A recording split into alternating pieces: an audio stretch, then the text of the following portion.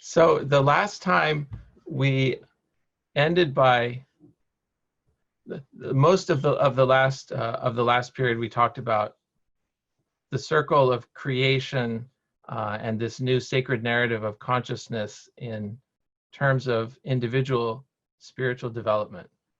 We sort of picked that point on the arc of descent and the arc of ascent being the point that we are obviously the most intimately familiar with.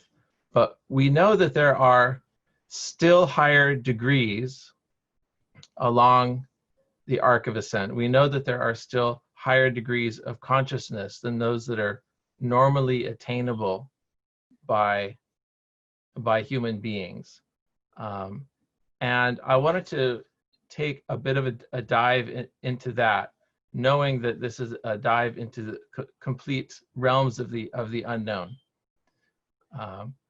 But I will argue that the existence of these still higher realms of consciousness are in a way the key to the whole picture. And I'll explain what I mean by that. We've talked about the movement of history cosmically, the movement of history also in a more limited sense on this planet in terms of human history as motion of consciousness from one stage to another. And that motion, we've suggested, takes place in the form of, at least historical time, at least in the form of periods of relative stability punctuated by periods of rapid change. If that's a correct way of assessing the movement of history, then a natural question for us to ask is, what catalyzes these periods of rapid change? What is it that suddenly allows human consciousness to become elevated to a new degree, to expand, one more circle outward until we hope in the present day our consciousness is for the first time expanding outward and meeting the geographical limits of the planet itself and becoming really for the first time in human history a truly global consciousness. The Baha'i writings have some very interesting and potentially challenging things to say about this. What is the catalyst for this leap forward? And I say challenging because they say that the process can't happen on its own. They say that movement along the circle of existence, movement from one stage to the next, is made possible only by grace. And let me share a quotation and read a quotation from some answered questions that makes this claim. This is in chapter 62 of Some Answered Questions. Abdu'l-Baha says that every created thing has been assigned a degree which it can no wise overpass.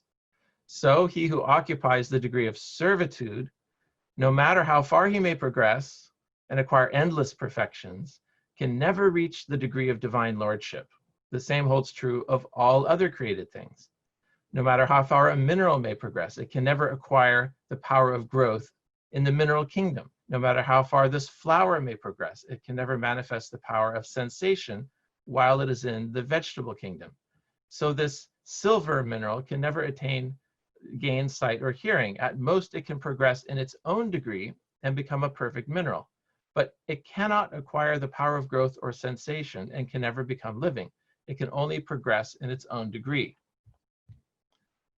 And elsewhere, Abdu'l-Baha says that the progress from one degree to the next is only through grace.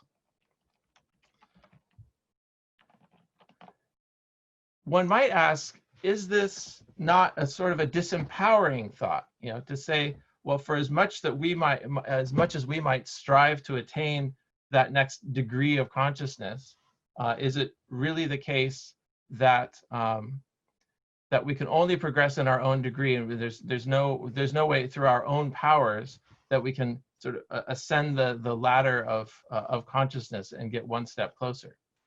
And I think it's a little more. I don't find it a disempowering thought when I hold in mind the imagery of the sailboat on the ocean, you can't sail anywhere without the wind. You're not going to make any progress. It requires wind, and wind is the grace. It's the thing that you yourself have no control over. But that wind is always blowing. And the real question is whether you catch the wind and start moving by raising your sail. And raising your sail is the thing that you have the power to do. So yes, grace is required. Some power outside ourselves is necessary to lift our consciousness to the next level. We call that grace. We call that the Holy Spirit in theological terms. We talk about divine confirmations. But there's an interplay between that, let's say, energy or motive power, which in a way exists beyond us, and our own strivings. The two act upon each other. Sometimes sometimes it requires this catalyst, like those heat-producing bags that sometimes athletes use to warm up an injury. It's like a bag of fluid, and there's a little coin inside. And if you bend the coin inside, you snap the coin inside, then suddenly the whole liquid crystallizes and it releases heat. There's sometimes a catalyst is required to release the potentiality of something. Perhaps the prophets act as a catalyst in human history. We'd like to think of ourselves as being at the apex of creation. You know, the human beings, we're the apex predators on the planet. We are the highest degree of organization, the highest expression of mind. But in reality, there's a still higher degree. There's a higher brick on the pyramid, if you will. And each level higher helps to catalyze the progress of the levels below. Abdu'l-Bahá talks about the prophets in this kind of a sense. He talked about it to Dr. Falshir, and this is from a pilgrim note. He said, the holy divine manifestations are unique and peerless. They are the archetypes of celestial and spiritual virtues in their own age and cycle. They stand on the mount of vision, and they foreshadow the perfection of the evolving race. In a way, they're harbingers of that which is to come. We can try to play the game of looking back in human civilization, looking at great periods of expansion, great leaps forward in human civilization, and try to match one for one a prophet to a particular age. Sometimes that works, and sometimes it doesn't. What prophet sparked the Greek miracle at the time of Plato and Socrates? What prophet sparked the rise of the Roman Republic, or the scientific revolution and the Enlightenment? We could try to credit the scientific revolution to Muhammad, but this was hundreds of years before. And in a way, although it's true that Islamic civilization was an important progenitor in sparking the scientific revolution, the Renaissance, of course, and then of course the Enlightenment, as all of these are connected. But it's not always the case that we can find an immediate predecessor. But seeing the flow of history in terms of centuries rather than decades, sometimes the appearance of the flowers and the buds, historically speaking, is centuries before the appearance of the fruit. So I mentioned that the prophets were that these prophets as catalysts are key to this picture of the circle of existence and the circle of consciousness, because as they possess the highest degree of consciousness, they most fully fulfill the purpose of creation on the planet, and the ideas that they bring are the catalysts for our next leap forward. This can explain how theologically and metaphysically such a central position we put on these single individuals who come at such rare intervals. And we recall again the verse in the Gospel of John, in the beginning was the Word that becomes flesh. There is something almost primordial about the realities of the prophets, some way in which they represent the purpose almost and motive power of creation. In one of Abdu'l-Bahá's talks and some answered questions, this is in chapter 46. It's a very surprising thing that Abdu'l-Bahá says, because chapter 46 is about evolution. He says, so now we come to the question of evolution and the reality of man, and whether man is descended from the animals and so forth. And as we know, some of the things that Abdu'l-Bahá says on evolution can be read in a way that's quite controversial and in tension with our current understanding of evolutionary theory. And without getting into the details of that, and maybe we can reserve that for the question and answer period if we want to get into that. One of the directions that Abdu'l-Bahá goes in that's very surprising is he says basically that man always existed. This is a stake in the ground that he puts in some answer questions. Man has always existed, and this has to inform our understanding of whatever physical processes led to the appearance of the human species on the planet at this moment. In other words, evolution.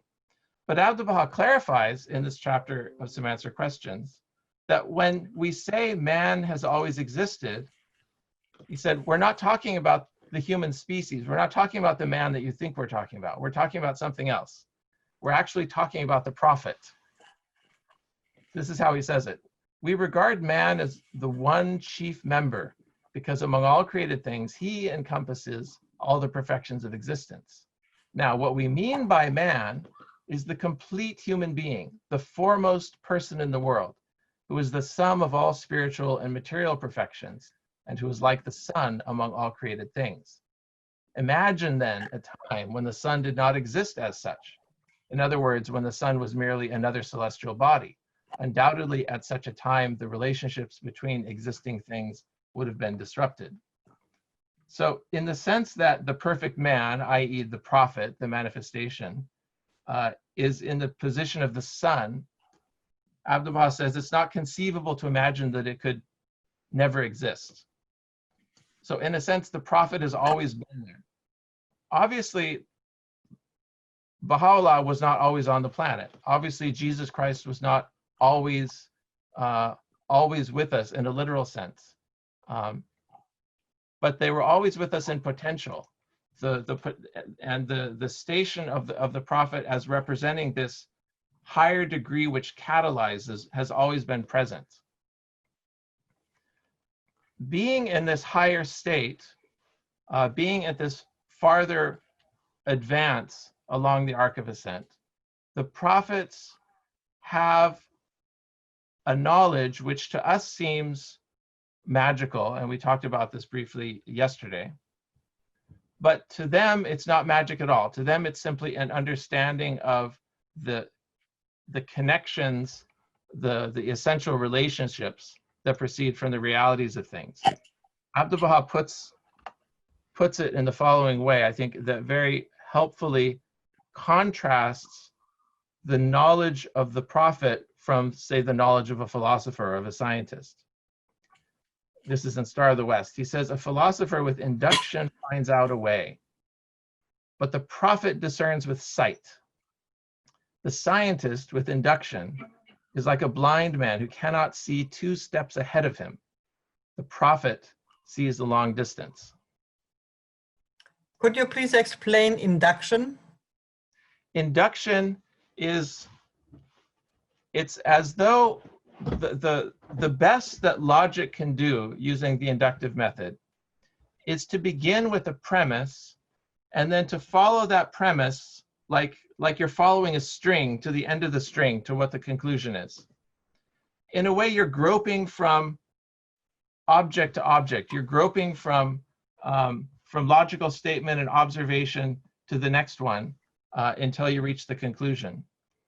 And one could say that the scientific method, the inductive method, is valid as a way to get from the premise to the conclusion in a way that has objective validity, that everyone can follow the path charted by that method, given the premises to get to the conclusion. Of course, the conclusion that one comes to is valid only to the extent that the premise is valid. And this is why logic has its limits and why the scientific method has its limits. Because this mode of investigation, which is essentially a rational mode of investigation, is limited by the validity of the premise that you begin with. You can start with a premise that's completely off and use all sorts of logical argumentation to get to a conclusion, which you say, well, I've used the rules of logic. No one can impugn my my logical thinking here. No one can impugn the steps that I've taken to get to this conclusion. But the problem may lay embedded within the assumptions that are in the premise. Abdu'l-Baha says this is kind of like the mode of the philosopher of the scientist. As powerful as this method is, as history has shown us, as the last few centuries have shown us, it's almost like a blind man groping his way across, from one end of the room to the other, feeling each object. There's a certain path to get to the other side of the room, even though you're blind, by just groping your way there. And that's kind of what logic is. But Abdu'l-Baha says there's another mode of thinking. There's another mode of awareness, which is like turning on the lights. And when you turn on the lights, you see the end of the room. You see the end in the beginning, to use a phrase from the mystical text of Baha'u'llah. And that is only possible through this understanding of the essential relationships that proceed from the realities of things.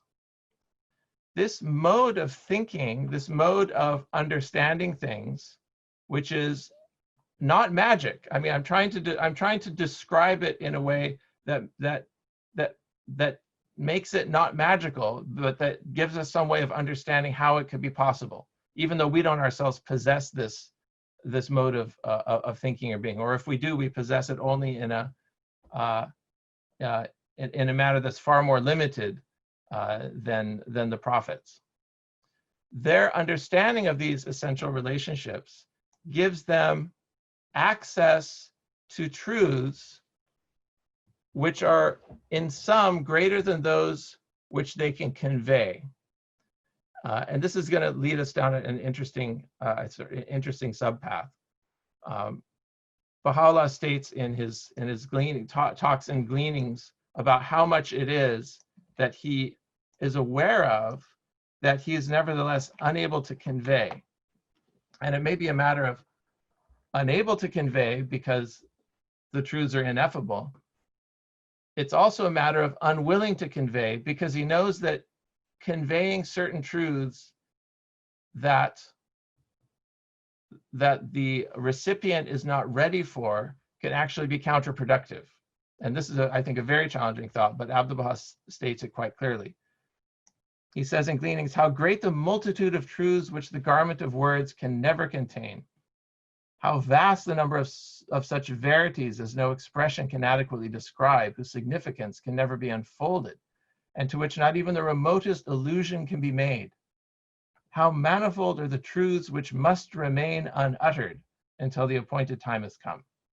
Even as it hath been said, not everything that a man knoweth can be disclosed, nor can everything that he can disclose be regarded as timely, nor can every timely utterance be considered as suited to the capacity of those who hear it.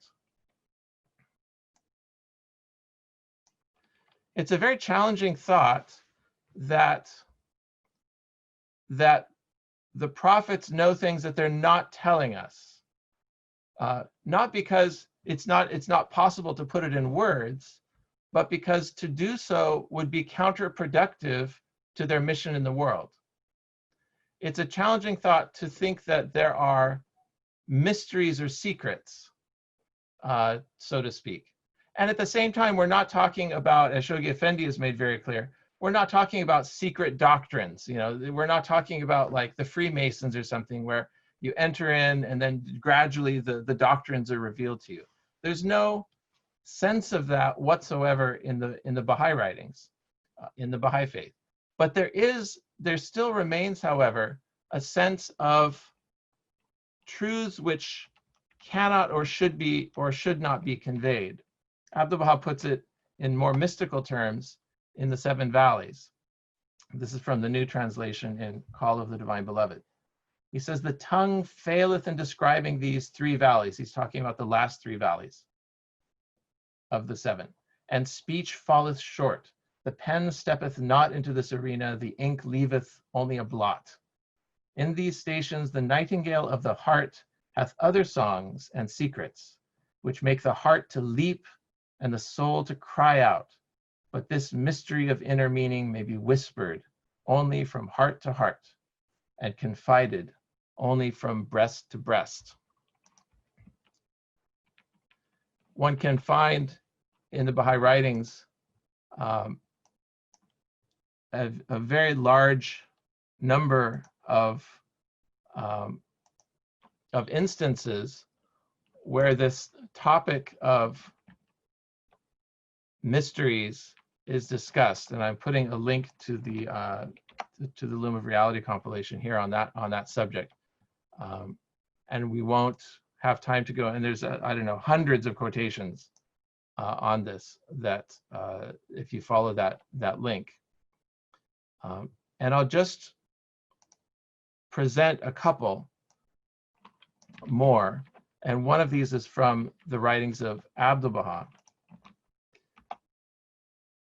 He says, follow thou the way of thy Lord, and say not that which the ears cannot bear to hear, for such speech is like luscious food given to small children.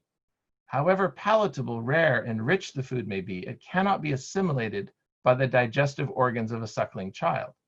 Therefore, unto everyone who hath a right, let his settled measure be given. And then he quotes the same quotation that Baha'u'llah quotes in Gleanings. Not everything that a man knoweth can be disclosed, nor can everything that he can disclose be regarded as timely, nor can every timely utterance be considered as suited to the capacity of those who hear it. Such is the consummate wisdom to be observed in thy pursuits. Be not oblivious thereof, if thou wishest to be a man of action under all conditions. First diagnose the disease and identify the malady, then prescribe the remedy, for such is the method of the skillful physician. So connecting it to the imagery of the physician from the Tablet to Manachi Sahib. The physician may see that the patient is dying, but he says, God willing, you're on the path of recovery. The physician may know things about the stage of the illness that for the good of the patient he doesn't reveal. This is a very challenging thought because we would like to think that we have access to all of the relevant information, but we're assured that this is actually not the case. Baha'u'llah puts this in even more stark terms later in the later, I believe, in the Seven Valleys, or actually earlier. And this is a different tablet. This is, I think, in the Four Valleys. And this is getting very interesting. He says, whoso comprehendeth this station will assuredly conceal it. And were he to reveal but the faintest trace thereof, they would assuredly hang him from the gallows.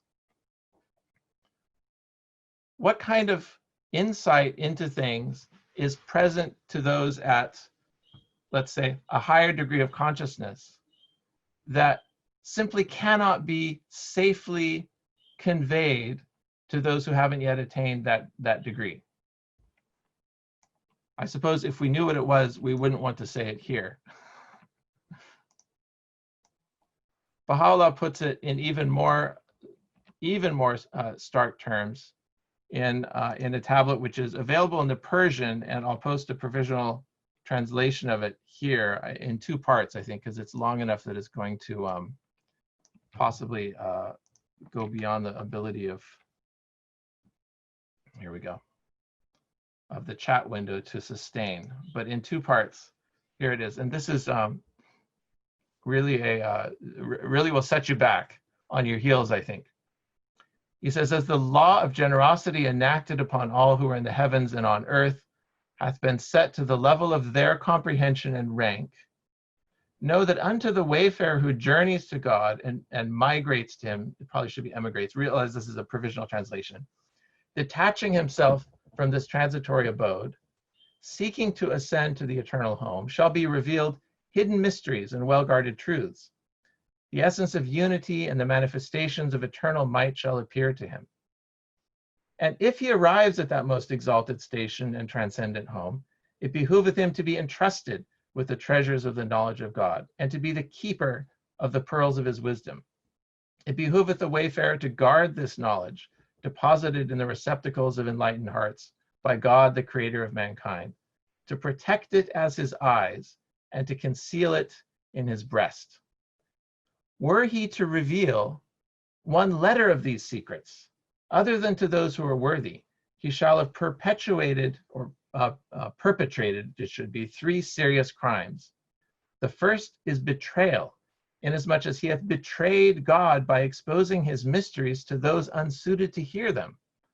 The second is injustice, inasmuch as he conferred this station upon one who doth not deserve it, and hath weighted him down with an unbearable load he cannot carry. Therefore the verdict of oppressor hath been pronounced upon such a wayfarer, and what oppression can be greater than this? The third is murder, because he led this wretched one and killed him by killing his faith. Inasmuch as he was unable to comprehend this divine knowledge, his feet slipped from whence he had progressed in the cause of his origin and return. Therefore it can truly be said of him that he has been killed, and the punishment for such shall be imposed upon his killer. What are we to make of this?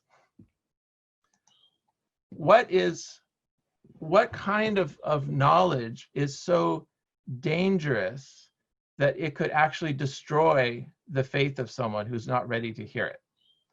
And what does this say about the nature of the information that we have when we are evaluating the claims of a manifestation? It seems as though what they're telling us is that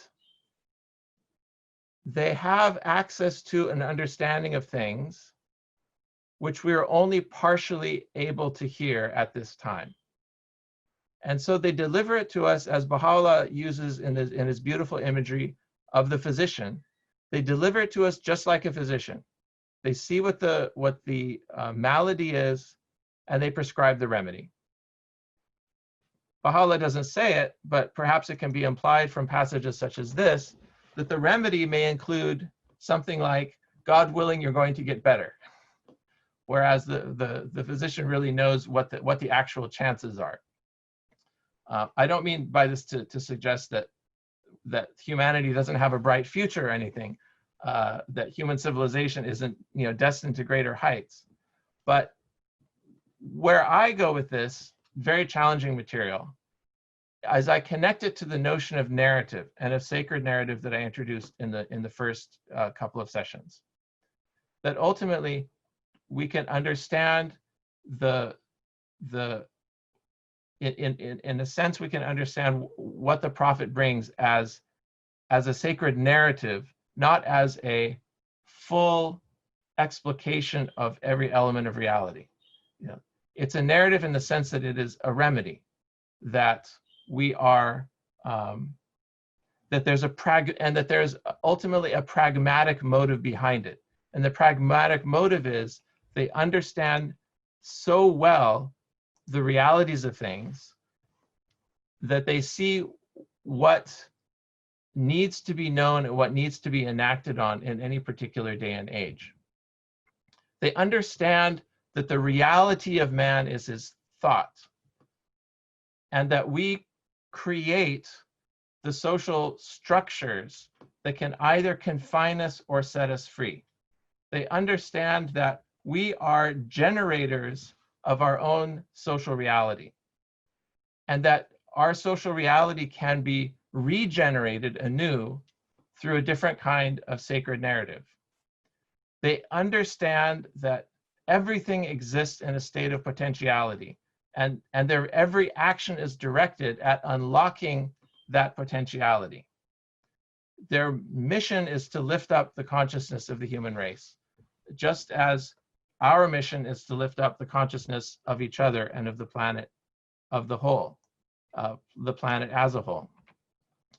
The Bob says a lot also on these subjects of mysteries, and we read yesterday very challenging passages.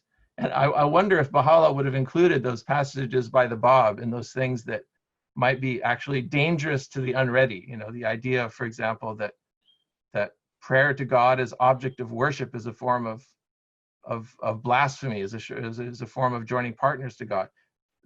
That has the potential to really rock people's worlds, because so much of people's conception of the divine can be built around a particular way of understanding, and that entire foundation can be pulled out from underneath one by statements like this. The Bab, in one of his tablets, this is another provisional translation that I find quite beautiful and relevant to this conversation, is where the Bab kind of sums up the message in the following terms. He says, "I counsel thee with these 3 words. Shouldst thou act in accordance therewith, all sorrow will depart from thee in this world. They are the following. Be not content with anything when once thou becomest aware that it hath a still higher degree. Be not untruthful, though thy very life hang in the balance, and act not towards others, save as thou wouldst desire for thine own self." The last 2 are easy ones. It's truthfulness is the foundation of all virtue. We've heard this before, and the golden rule, acting not towards others, save as thou wouldst desire for thine own self. And to answer the question that just popped in the chat window, the quotation we were reading yesterday, Baha'u'llah was, the Bab was talking about worshiping God as the object of our worship. And I just refer you to that conversation from yesterday. But it's the first of these 3 words that I think is the really interesting and challenging one, which is, be not content with anything when once thou becomest aware that it hath a still higher degree. In a way, this summarizes the mission of the prophet in the world. They see through this eye of that sees the essential relationships proceeding from the realities of things, and they see the potentialities that things have, and they see that all things exist in this state of potential reunion, that all things are yearning to return to the source, that embedded in the motions of all things is the circle of existence, the circle of being, that having emanated from the source is almost designed in a way to return back to the source. But that return to the source is inhibited by various factors. The prophets are catalysts unlocking this potentiality of things to complete the arc of ascent and return and complete the circle. And one way of looking at the mission of the prophets, and one way of looking at our own mission in the world, and one way of thinking about applying a litmus test to different actions. You know, what should I do in this situation? One way to do it is to apply this litmus test. You know, is this activating potentiality in the world? Is this enabling consciousness to reach a higher degree? And one thing that I find very inspiring and powerful about this very short quotation by the Babs is that it's not limited to the human realm. It's not limited to human social relationships, but it's it extends to include all objects in our environment. And I think we can confidently say that the Bab had this in mind when he, and these are also quoted in Gate of the Heart, where he talks about the importance of say, building a structure in the most perfect way that we can. You know, he says you should build a house in the most perfect form that you have, that you are able to. He says, because otherwise the walls of the house themselves will cry out for deliverance and cry out and point the finger at you, basically, and say, you created me, you know, lopsided. You're responsible for that.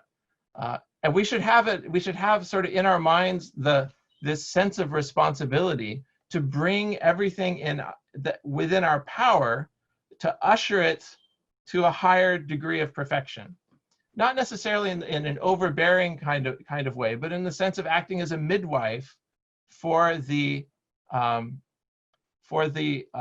realization of potentials that perhaps were hidden. Oh, and by the way, this mention of midwife, almost like Socrates. Socrates talked about his role in the world in very similar terms. As, you know, he's not coming to bring wisdom, say here's the truth of things.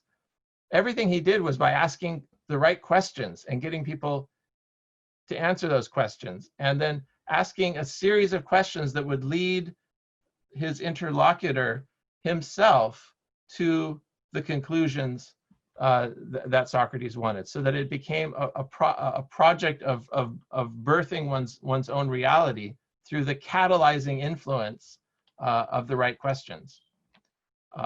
Plato himself, who was the student of Socrates, also, and this is going back a half a step, also said, and this is a bit of speculation on my part, but I wonder if this is connected.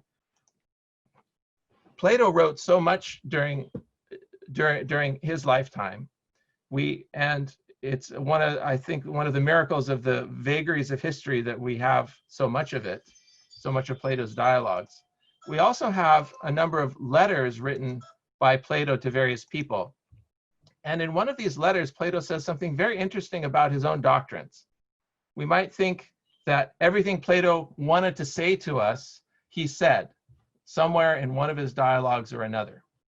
But just as Baha'u'llah has told us in no uncertain terms that there are certain things that he could say that he's not saying, Plato actually said exactly the same thing. And this is perhaps quite surprising to us, because we'd like to think of philosophy.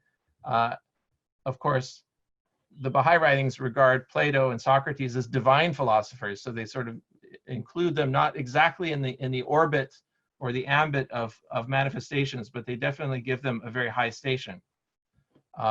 It's as though Plato is also onto a similar sort of idea.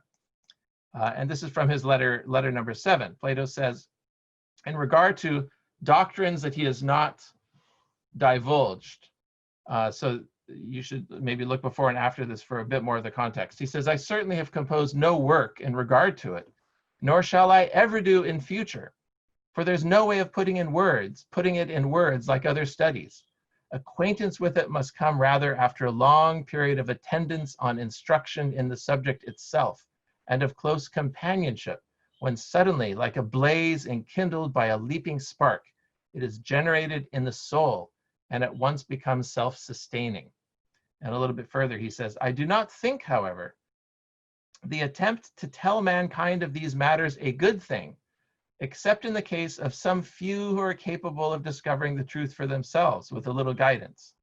In the case of the rest, to do so would excite in some an unjustified contempt in a thoroughly offensive fashion, in others certain lofty and vain hopes, as if they had acquired some awesome lore. Maybe I'm connecting dots, you know, that aren't meant to be connected, but I see a connection here anyway.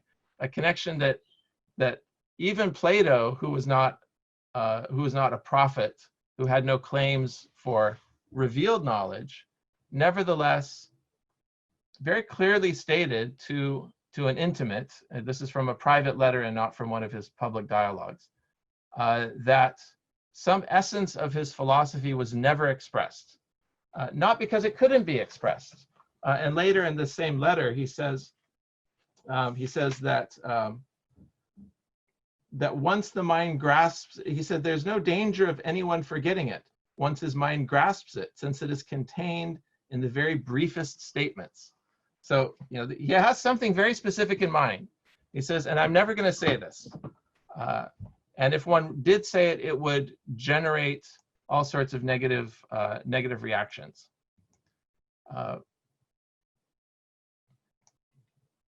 Which brings us to the you know, back to the statement of the Bobs about what it is that we're about, which is seeing and meeting everything where it's at, you know, recognizing the limitations and the potentialities of one's audience, of one's environment, and doing everything one can to lift it up to its highest degree of perfection. And then jumping back to this question of building the building, it also, I think, has implications for how we see the environment.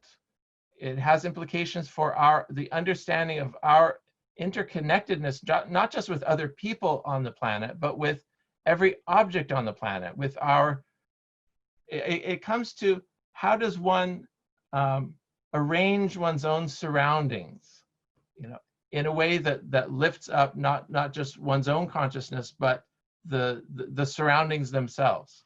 I think of the incredibly meticulous care that is taken in the arrangement of the Baha'i gardens in Haifa as an expression of this principle of bringing even the physical world into a state of highest perfection attainable.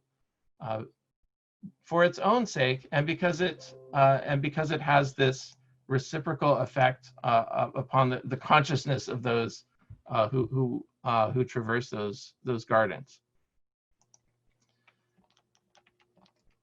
One's motive for doing this, for raising everything up to its highest degree, is ultimately an impersonal motive, in the sense that one is not doing it because one will receive some reward.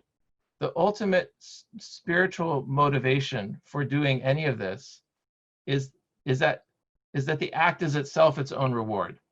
And the Bab also puts this in beautiful terms in one of his tablets.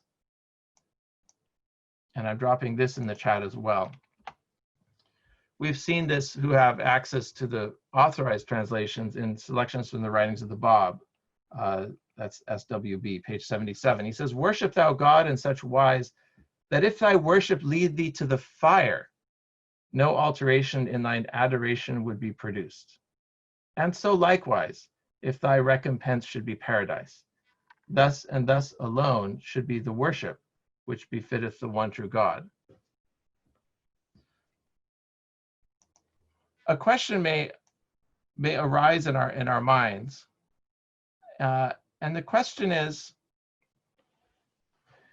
in all of this conversation about a prophet, and because the idea of a prophet is something which modern minds now find fairly alien. The modern sensibility would say, didn't we dispense with the whole idea of the prophet around the time of the Enlightenment? Didn't we dispense with all of these presumptive authorities of the past by saying that we, through the operation of our own minds, can come at the truth of things, and we no longer rely upon some authority telling us what the truth is?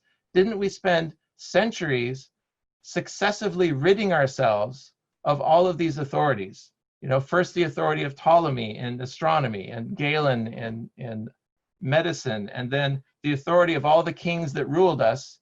If we have kings, we now, you know, they rule more by our pleasure than us by theirs. And then finally, the authority of holy books was the last, you know, was the last to go. Are we suggesting, is the Baha'i community suggesting that that the world, having, let's say, usefully rid itself of so many of the presumptive authorities of the past, which are holding us back from making further progress, that we are now proposing to replace those old presumptive authorities with a new authority. How is this not a regression to the childhood certainties of a past age?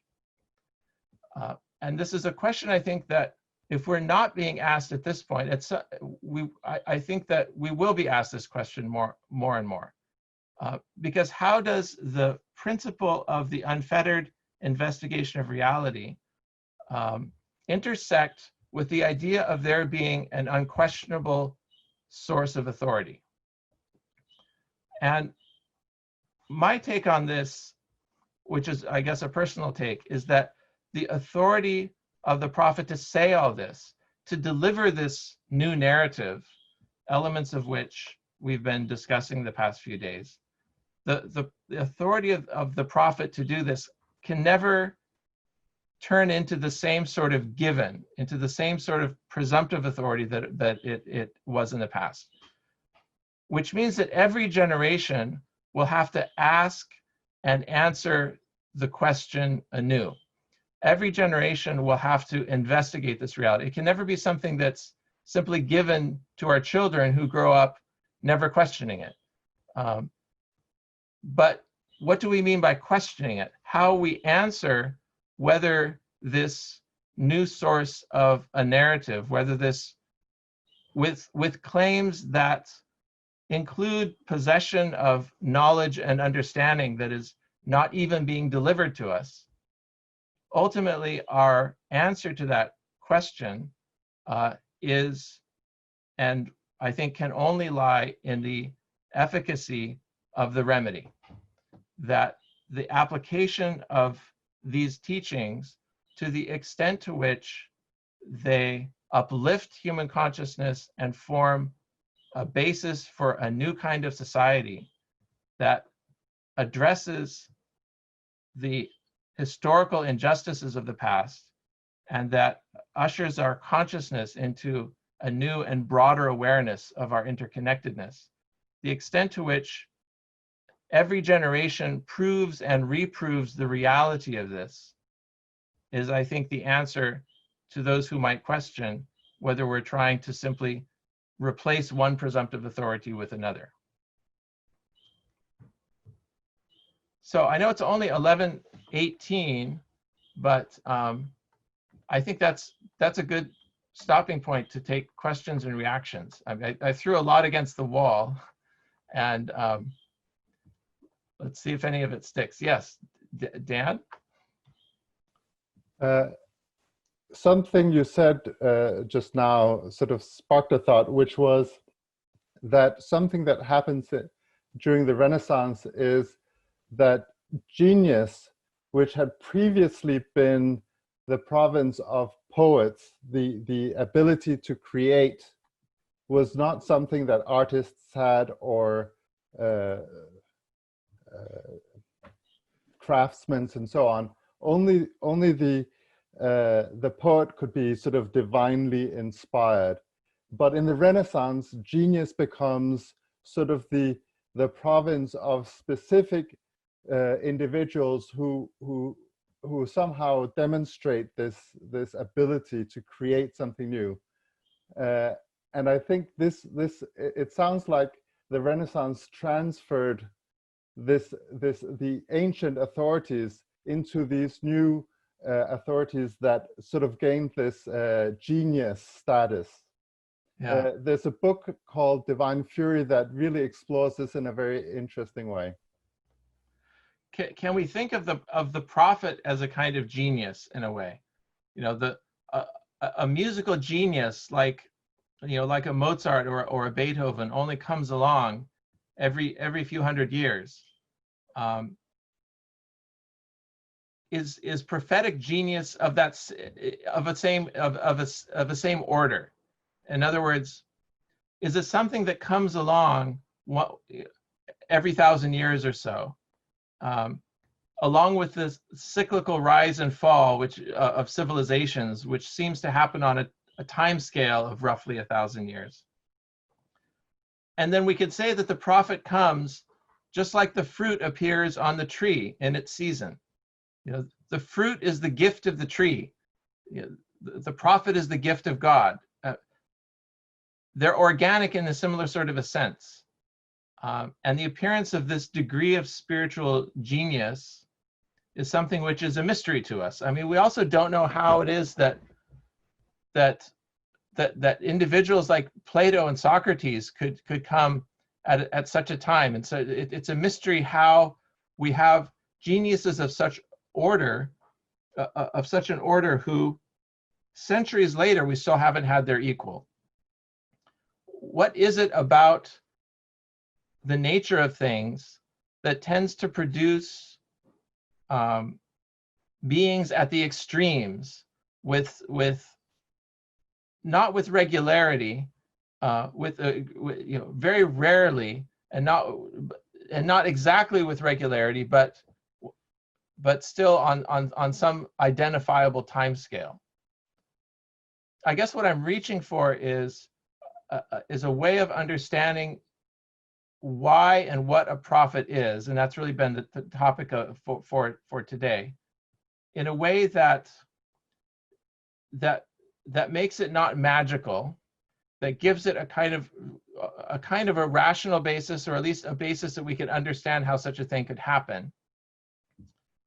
But I also don't want to present it in a way that's disempowering for individuals. And I fear, and maybe that's the fear that Baha'u'llah was expressing about things. One doesn't want to come away with a view of reality that only those at the edge of the distribution matter. You know, only the prophets matter. You know, they're the ones who really fulfill the purpose of creation, of knowing God, because they're the only ones who fully understand it. We don't want our vision of things to be confined to those who are special, to those who have the experiences, to those who are, you know, at the tail of the curve. We need to be aware of the fact that this is for everybody. The only place I wanted to go with this was really open it up for comments, because I'm really curious what you think. I've dropped some material which for me is among the most challenging things in the Baha'i writings that I've seen over the last couple of days.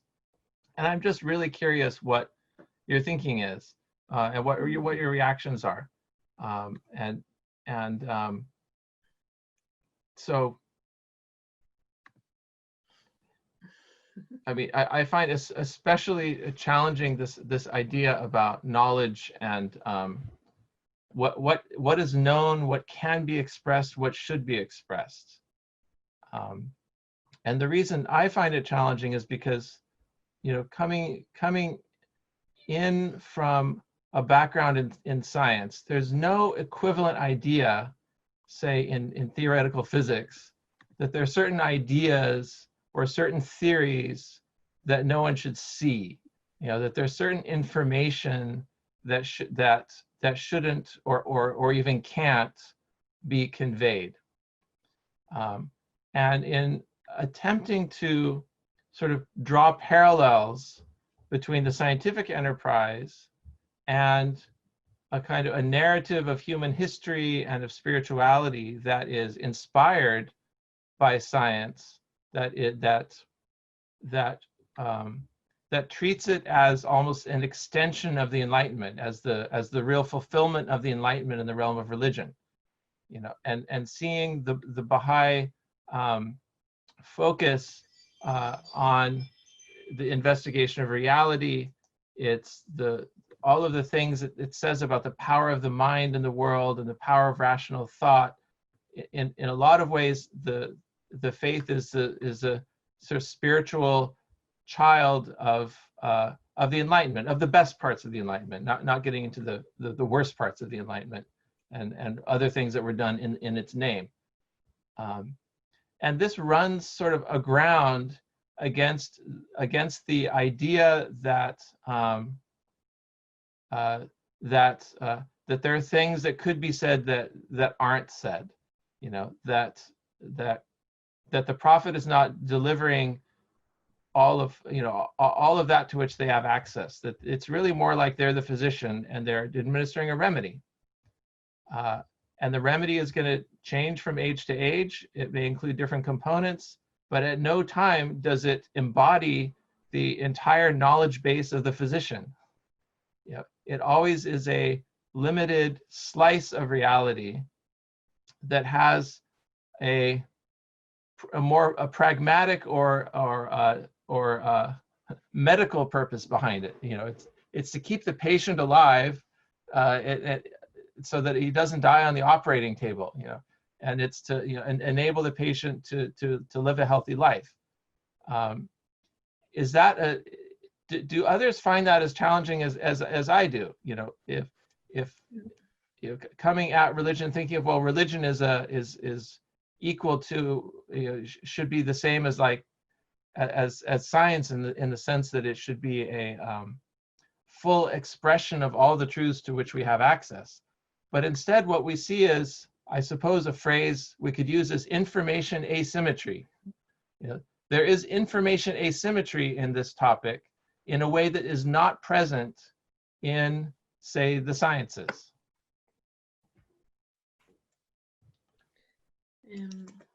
I can see that there's 3 people who have hands up.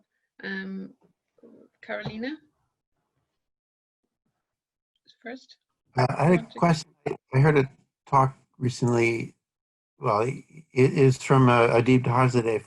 He was at a summer school in Alaska, and he mentioned that the Baha'u'llah didn't give the faith to mankind directly; gave it to Abdul Baha, and Abdul Baha gave it to us.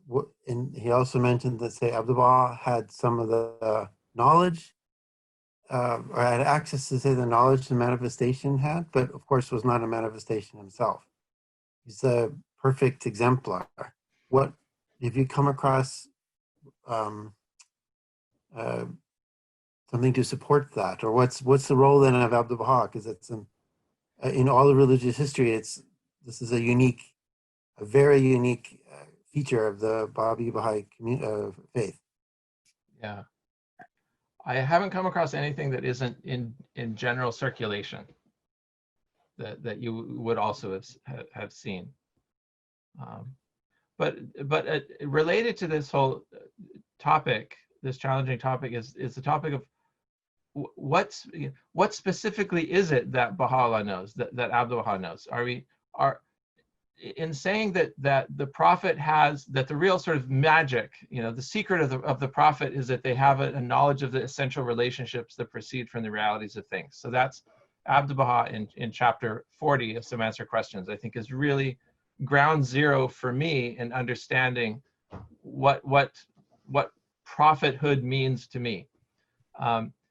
Does that include knowledge of the details of everything? You know, to say that their knowledge encompasses the horizons, that they have access to, you know, superhuman knowledge. Does this mean necessarily that they have access to the details, or is that even necessary for them to have the station that they have?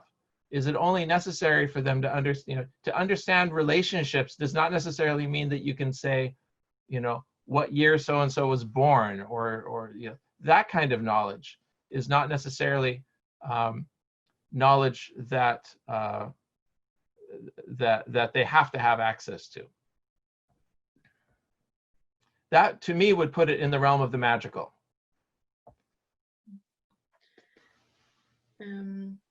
Gisela? Thank you. Well, the fact that the manifestation doesn't disclose everything, I don't find so astonishing. I mean, the most common example is that Baha'u'llah says, if I would disclose the station of the true believer after life, or anything more about the life after the life on this planet, everybody would take their own lives. So that's why he doesn't say much. So I don't find this very astonishing. What I found really astonishing, and maybe you can explain, is that the parallel you made between, oh, what was it? Plate. It went away. You made a parallel between the Greek philosophers and the manifestations. Plato's letter, where he also says, I haven't told you my true doctrine. No, not even that. It was a different subject. Well, if I remember again, I'll raise my hand again. Sorry. Okay. The next person with their hand up is Ken Finn. I was thinking where you said, Stephen, that there isn't a scientific equivalent of this. There is knowledge that is dangerous to be given at the moment, but maybe references to things like nuclear power, and maybe it was touch or go that scientific knowledge of nuclear bombs came along when mankind was still virtually on the edge of trying to destroy their neighbor, and it was very touch and go. Or maybe another equivalent might be, in terms of ethnology, a very isolated culture suddenly becoming exposed to a Western influenced world type of culture and being threatened to be harmful to that culture by suddenly exposed. Now, they're more scientific examples where sharing knowledge may not be appropriate, may not be wise, and may not be to the benefit of the people. Yeah, those are good examples. Next person is Ingeborg and Robert.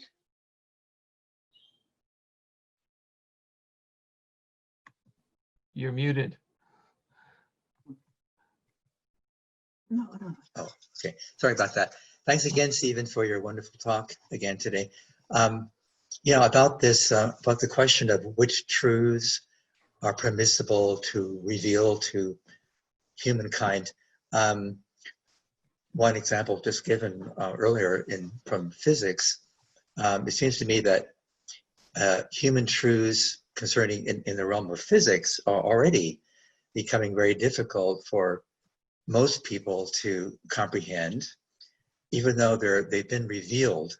The weirdness of quantum mechanics, for example, and all the new theoretical results that are just about incomprehensible to any human in terms of quantization of space and of time, for example.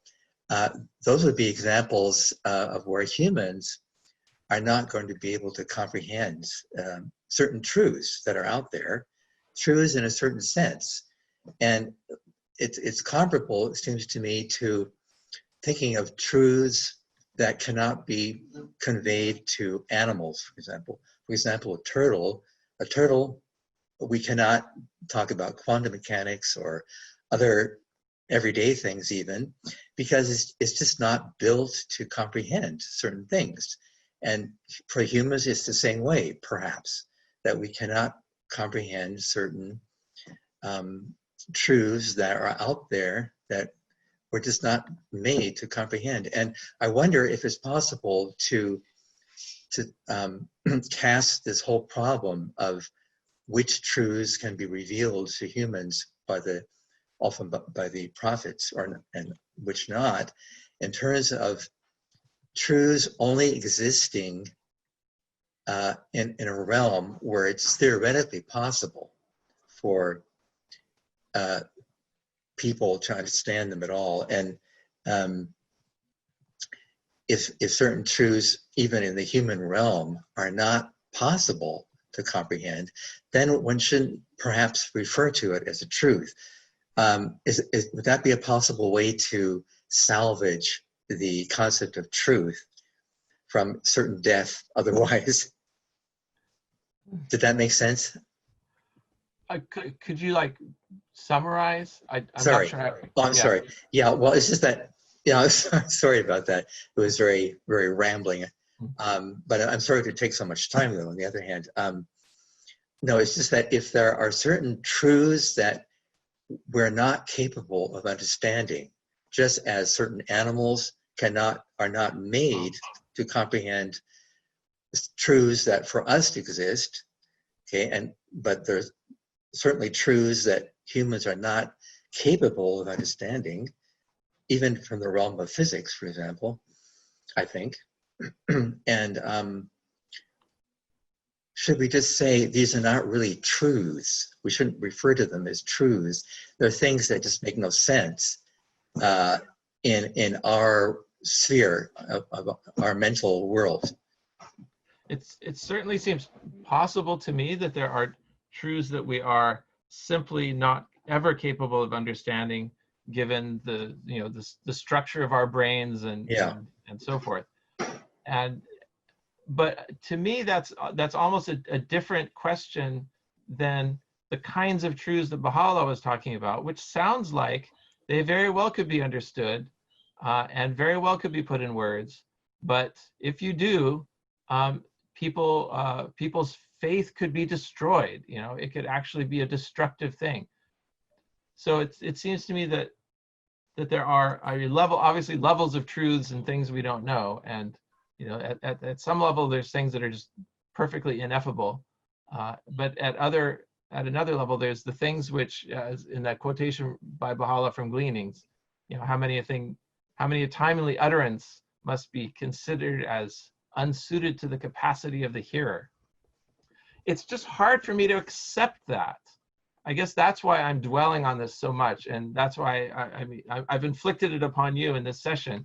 I guess it's a personal thing I have to work out. It's hard for me to accept the fact that there's stuff I'm not supposed to know, right? I've traversed the world, and my whole educational experience has led me to a sort of sense that there are no boundaries to knowledge, that we can and should learn everything we can about the world. And then I read things like this, and it's like there's a wall that's been put up, and it's saying thus far and no farther. Here's the tree beyond which there's no passing. Well, of course I want to pass. You don't want to hear that there's something that you're not supposed to know. I mean, that's what gets you really going. That's what gets you really interested. And then when you're told that this is dangerous knowledge, it only makes you more interested. Yeah. I share your feelings completely, and would like to respond, but won't, because I think so. Thank you. Thanks very much for that interesting response. Yeah. The next person is Farida. I Thank took you. your hand down by So I mistake. wanted to make one comment and one question. The comment was because this time you opened this up in terms of what you were thinking. From the Arabic hidden words, number 67. O Son of Beauty, by my spirit and by my favor, by my mercy and by my beauty, all that I have revealed unto thee is with the tongue, with the tongue of power, and have written for thee with the pen of might, hath been in accordance with thy capacity and understanding, not with my state and the melody of my voice. And I think that all Baha'is would be familiar with that. And also, I think the whole of the Kitab-e-Iqan, as it unfolds as a narrative, I see it as precisely this kind of narrative, that this was what the manifestations of God were doing. What they were revealing to us was in accordance with our capacity and not with their understanding or the melody of their word. So, I mean, in fact, that is how I understand revelation as it reveals itself unto us. It's always with our capacity.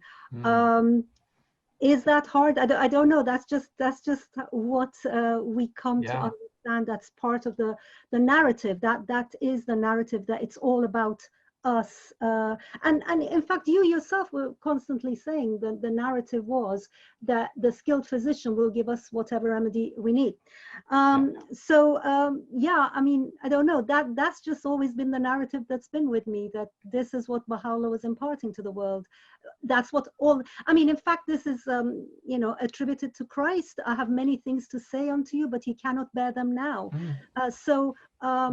Whatever form he actually said, even back then, those were the words they were putting to Christ, that what he was sharing was in accordance with their capacity. They couldn't bear anymore, whether he actually said them or not. So that was one comment, if you have any thoughts on that. But the second was, I'm so glad you were talking about Plato and Socrates. And in fact, all of your presentations, there was just so much philosophy in it, because I run 2 philosophy groups here in my city. And I'm aware that there are, and I'll try to state it as neutrally as possible, there are Baha'is who have a negative view of philosophy. And this is a quote of Baha'u'llah. Baha'u'llah says, knowledge is as wings to man's life and a ladder for his ascent. The knowledge of such sciences, however, should be acquired as can profit the peoples of the earth, and not those that begin with words and end with words. And I don't know why it is that there are so many Baha'is that think that philosophy goes into that category. I wonder if you have any thoughts on that, and you know, anything that, you know, why are quotes of philosophy being loaded, and particularly Socrates, Plato, other philosophers, why is that not given much importance in the faith, such that people even think that philosophy is a useless pursuit? Any thoughts on either of those? Well, on your first point, thank you so much for bringing out those quotes. Those should have been the first things I quoted from the Hidden Words, because that's exactly, I think that pulls together this narrative better than anything. And also the words of Jesus. On the second point about philosophy, someone asked Shoghi Effendi exactly this question, and I just stuck it in the chat window. I think I did. Did it show up in the chat window? Not yet. Nope. Okay, let's see. It's it has me sending. I think it to it's in Lights of person. Guidance, that one. Yeah, it's in, or Unfolding Destiny or something. Shoghi Effendi said, or on a letter on his behalf, he said, philosophy, as you will study it and later teach it, is certainly not one of the sciences that begins and ends in words. Yep. Fruitless excursions into metaphysical hair splitting is meant. Of course, that is a sub-branch of philosophy, but yes, indeed. not a sound branch of learning like philosophy. I mean, there's moral philosophy and political philosophy and aesthetics and all sorts of things beyond certain branches of metaphysics which have never answered any questions. But which even those branches of metaphysics, like, you know, from Plato onwards, the whole idea of what is creation? Is creation what is the physical world? Is it an archetype or shadowy image of something more real?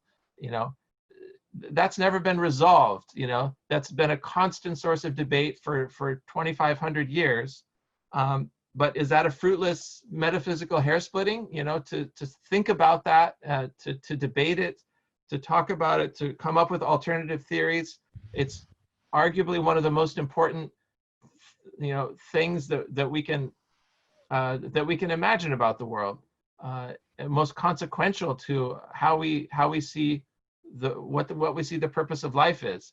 You know, even if there's no philosophical answer to it, you know, even if philosophers throughout the ages have never come to any consensus on it, certain of these questions are still, I think, quite important for us to continue asking. Thank you. I couldn't agree with you more.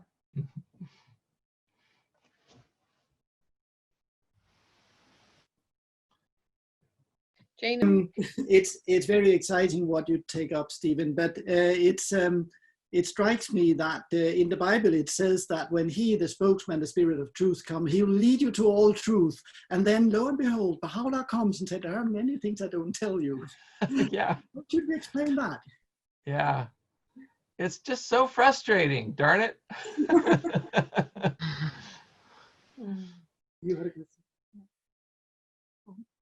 I have a question, but if there's a list, I can go behind. It's a very long list. I think it's a good idea you take it now quickly. Okay. So like the theme of the summer school is how we can contribute to the betterment of the world. And if what I take from what you're saying is that that like we're not asked to, we should only tell what is timely and appropriate for the person that we're talking to, and not just tell everything. Like sometimes we have this standard phrase. So I'll be challenged on that definitely after hearing this talk.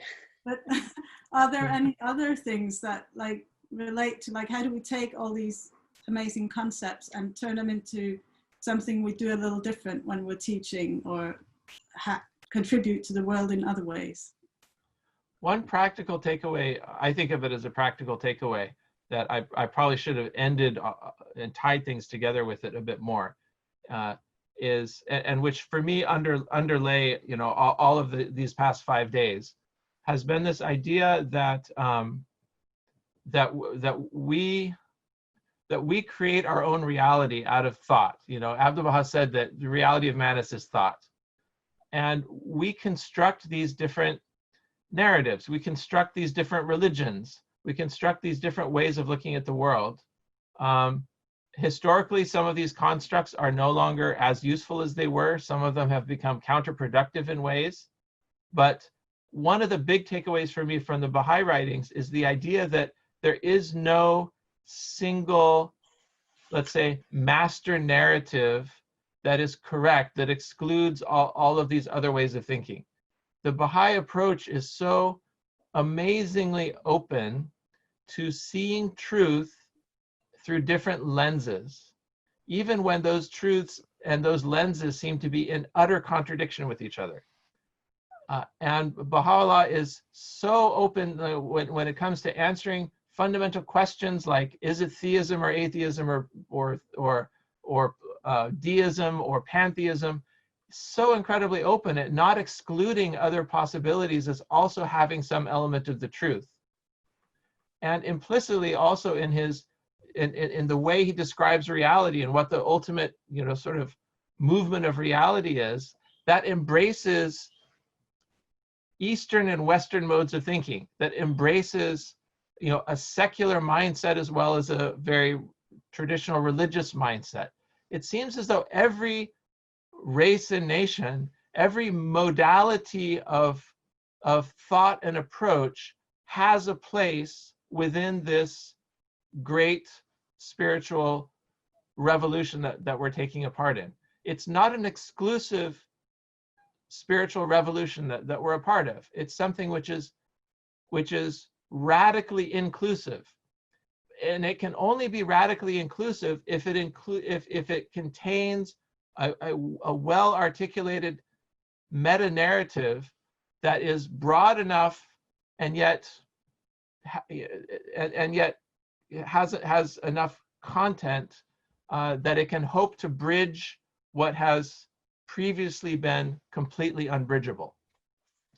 And I don't know, I guess maybe that's not practical enough, but to me that's very practical, because what that means is that I can talk to anyone and feel like I can find an actual point of agreement, and that it's not just words, you know, that it's actual real live agreement, real live resonance between any two souls can be achieved, it seems to me, through this kind of vision of where we're at and where we're going, through this vision of everyone is on the road to, essentially, to put it in theological terms, everyone is on the road back to God. You know, everything on the planet is proceeded from God and is returning to God. It's so beautifully encapsulated on the burial ring. You know, when you're buried in a Baha'i burial, you put on a ring, and the ring says, it sums it all up. You know, the burial ring says, I came from God and I returned to him. It's like, that's the big picture. And whether or not you actually see that in such religious terms, maybe you see it in very secular terms. Maybe you just see it as, I love learning, or I love having new experiences, or I love being with other people. You know, that's part of it.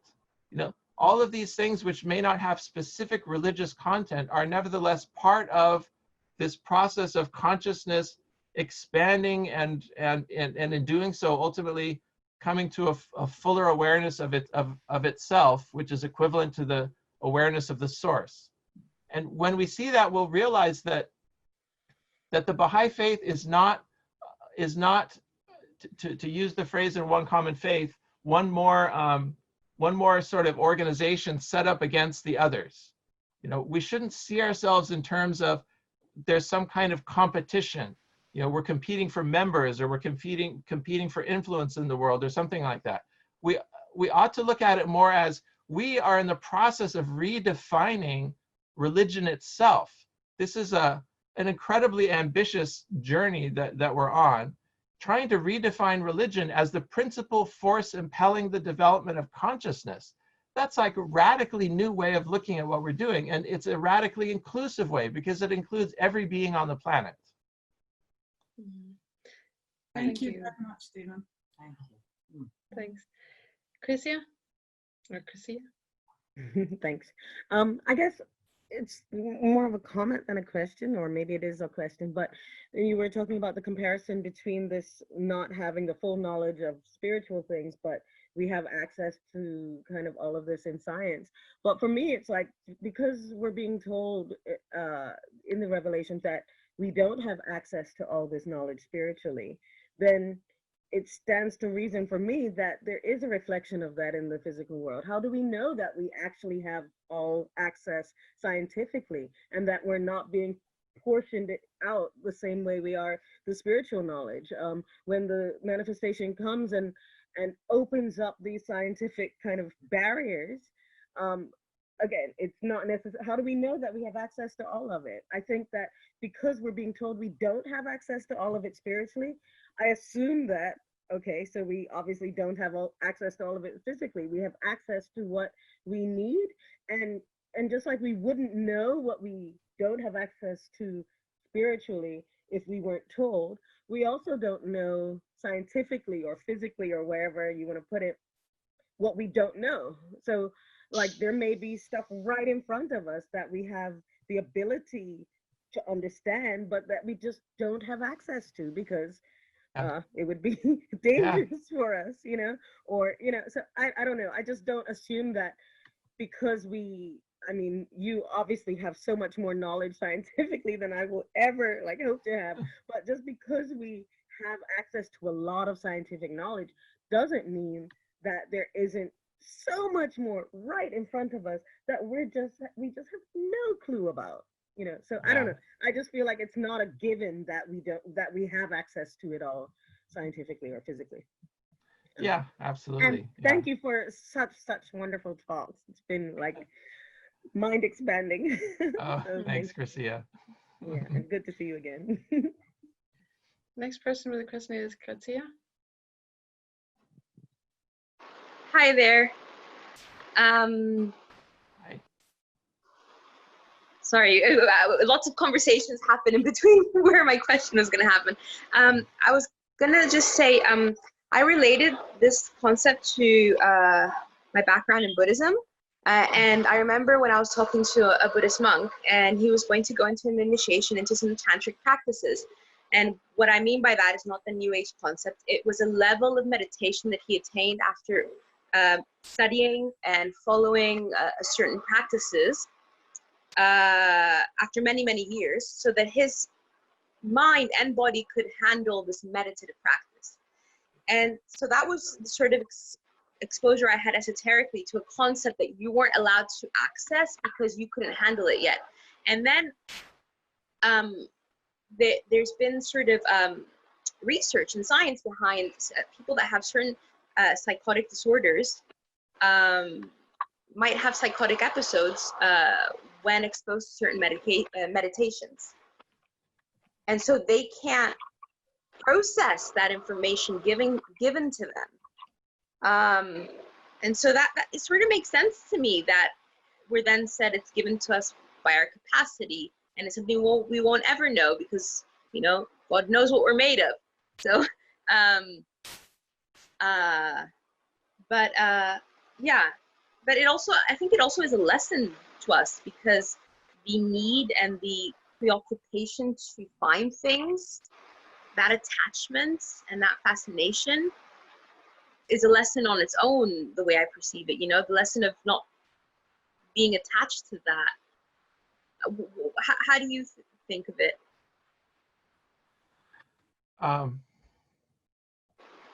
Can you rephrase it? I'm not sure. I'm not sure how to answer that. Okay, so I gave the example of coming from Buddhism, where certain practices are for certain people that have been trained to be able to handle them, both mentally and physically. And I gave the example of the psychology, where psychotic disorders sometimes have psychotic episodes with certain meditations.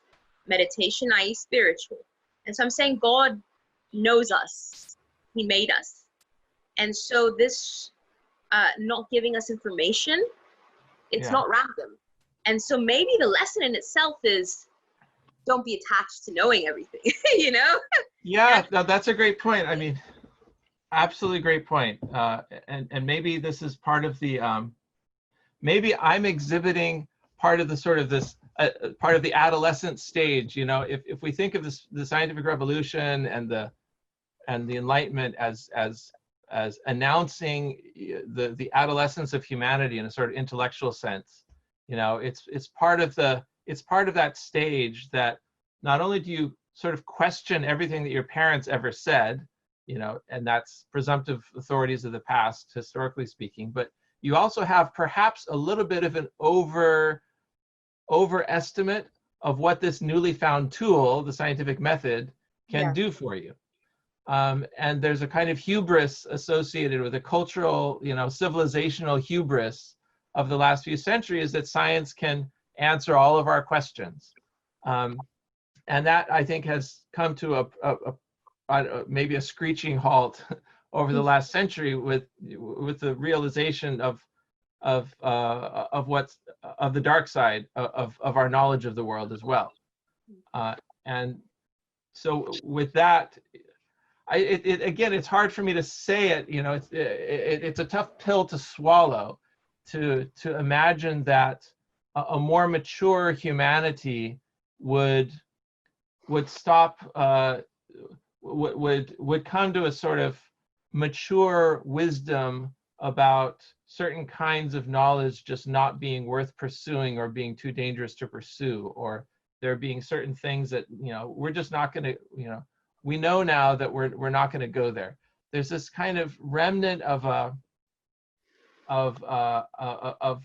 wanting to rattle the cage and shake down all the structures, because there's a pervasive suspicion that that anything I'm being told may be with some ulterior motive, and so I don't want to accept anyone's authority that certain questions shouldn't be asked or certain knowledge is dangerous for me. I mean, it's hard to accept that. Perhaps we'll collectively get beyond that, and then we'll look backwards and say, yeah, that was part of this phase we were going through of not being able to accept our own limitations. Yes. Thank you very much, and thank you for the last few days. Thank you so much. It's Tom and Runa.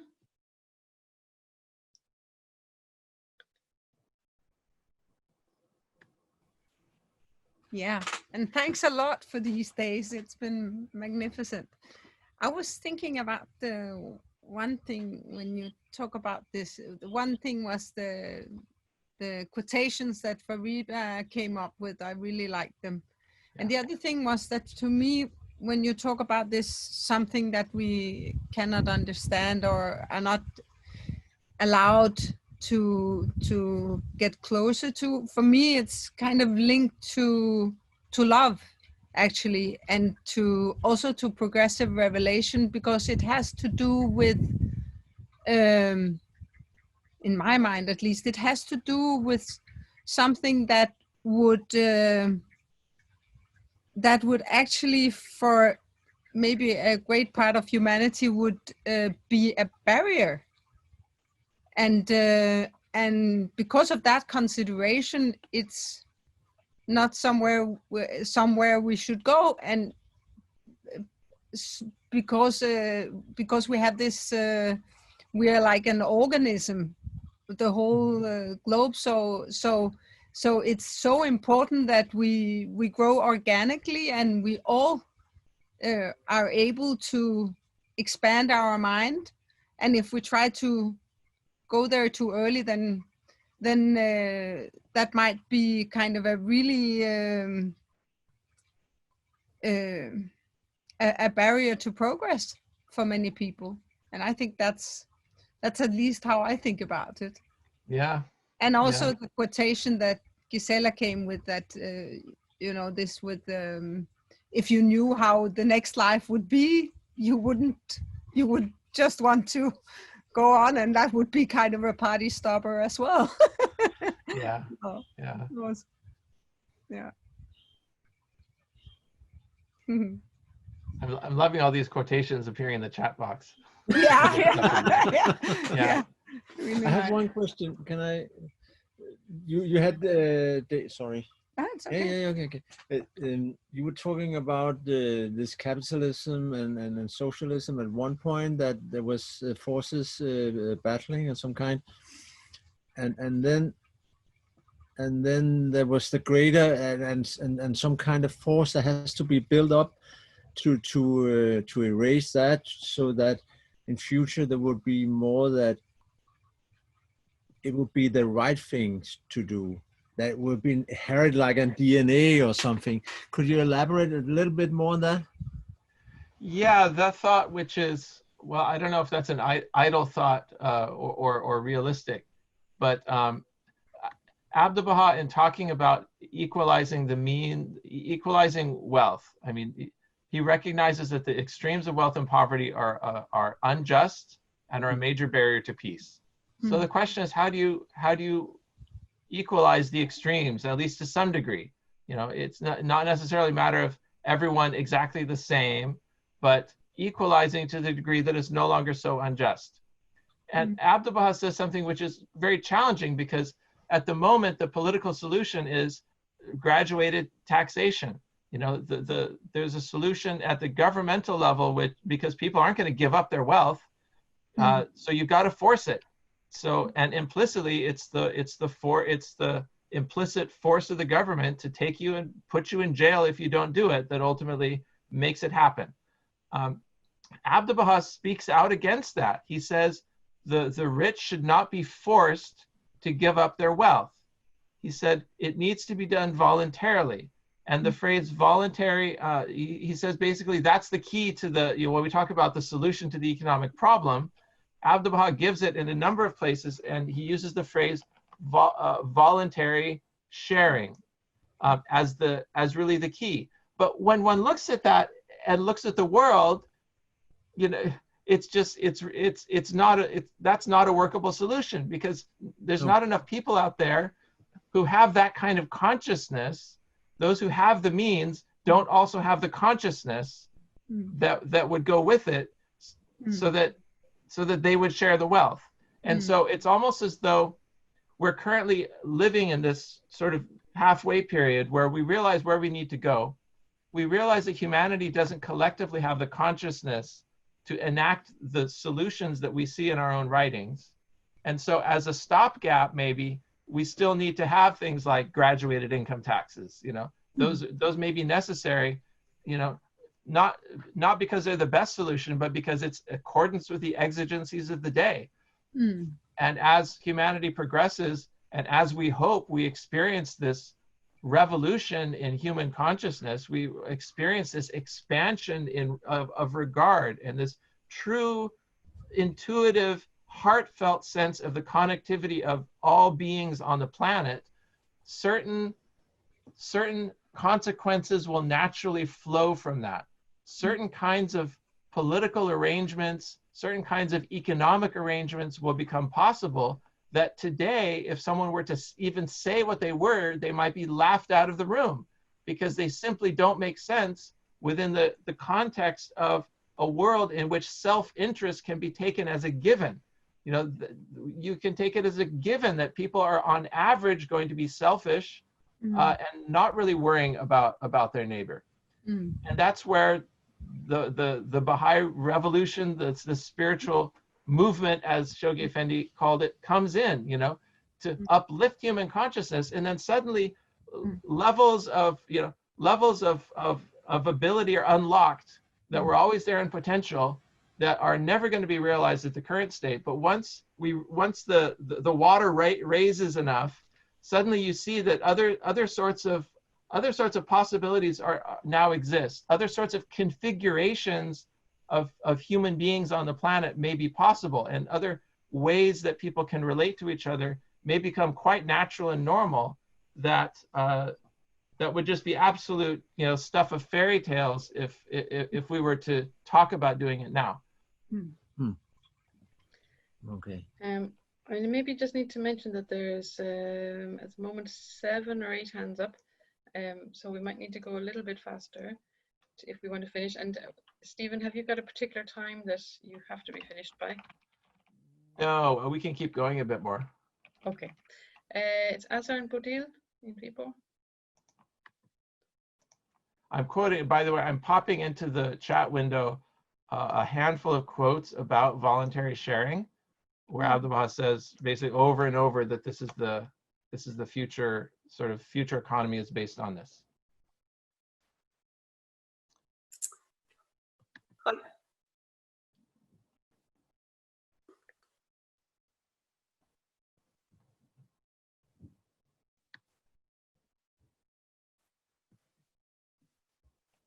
To put it, since here's one of them. Abdu'l Baha says, all nations must become socialistic in spirit. People must not be forced by circumstances to help the poor. They must give aid willingly. That which the socialists aim to accomplish in the economic world will in time be done by the people freely through faith and love and cooperation. For that which is established through loving friendship is permanent. I don't think it could be put any more clearly than that. And that was in direct answer to a question that was posed to Abdu'l Baha in Washington, D.C. in April of 1912. They said, could not the Baha'i movement be furthered by use of socialist and labor union movements? And that was Abdu'l Baha's response. Yeah, can you give the source again, please? I'll put that whole quote in the chat box.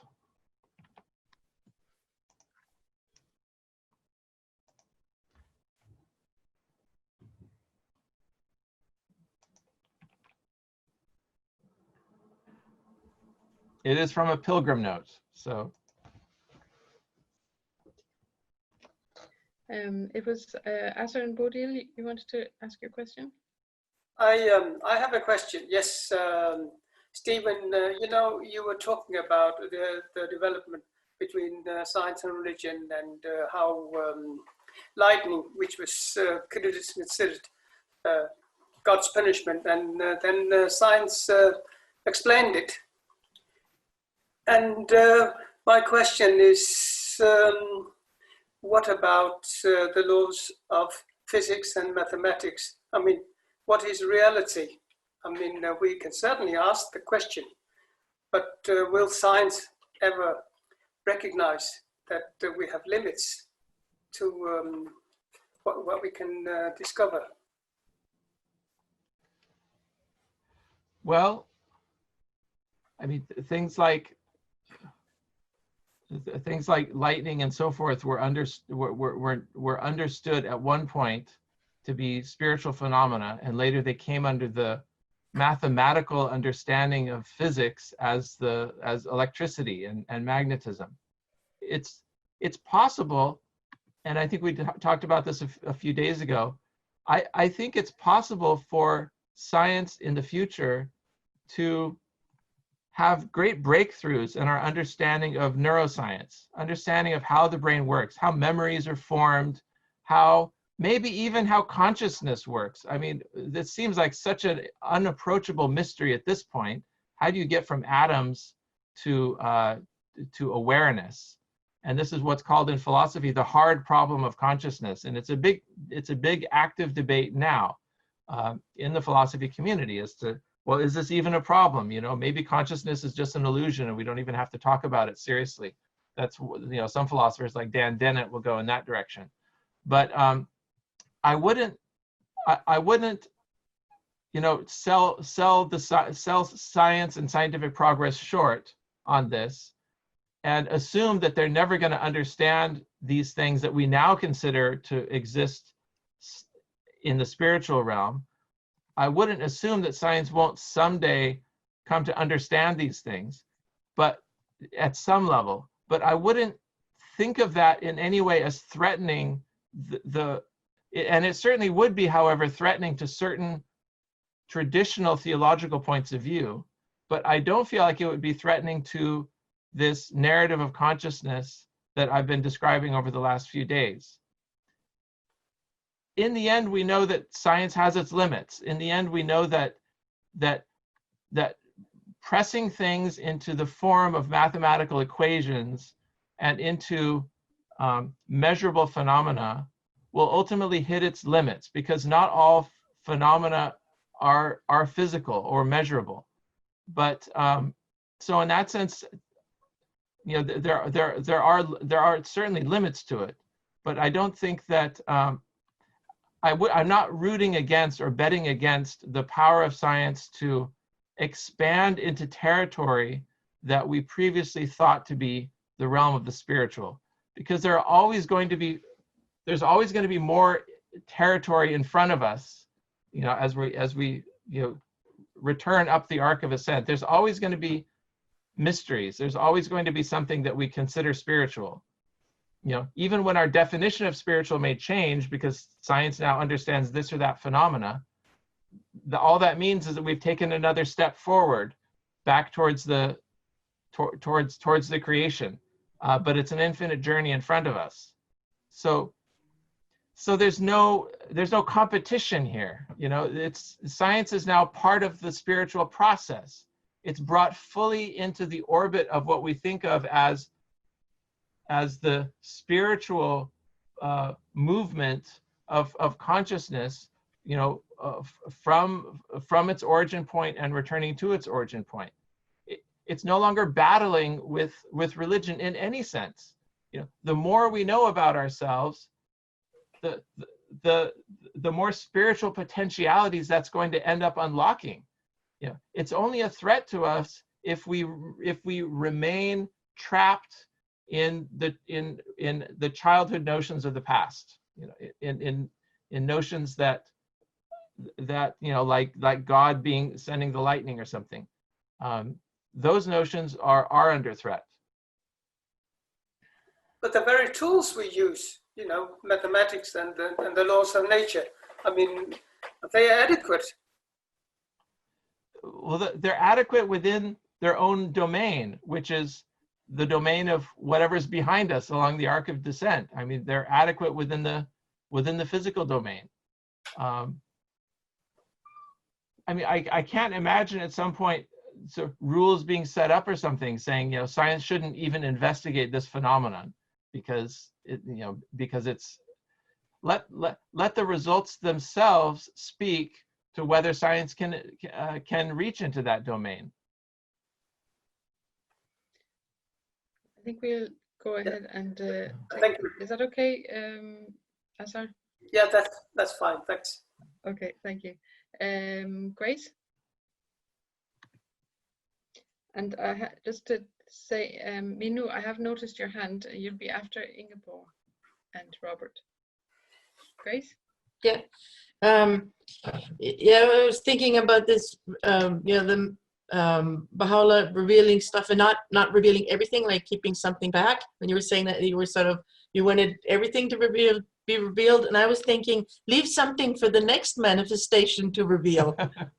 But I think it has more to do with humanity's ability to understand what's being revealed, and it could be that what we haven't heard today, what hasn't been revealed now, might be for a future manifestation when mankind has evolved even more and can understand that stuff. It's like you teach little kids, like you give them certain information when they're a certain age, and then they get more when they're older. And I think that might be the same for humanity.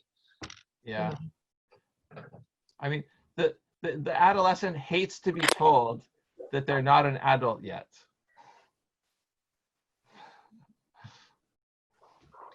They hate to be told that there are still limits.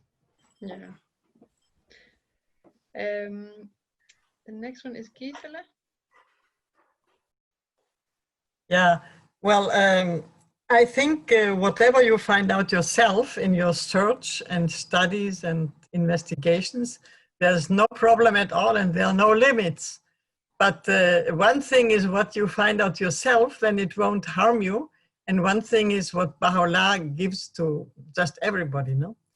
And the question I had asked, forgot before, was what you said about the parallels between geniuses and the prophets, manifestations. I mean, I got completely, I don't know. I didn't get how this is possible. How is it possible that a prophet could be seen as a kind of genius? I don't remember how you said it exactly, but you were kind of likening the two.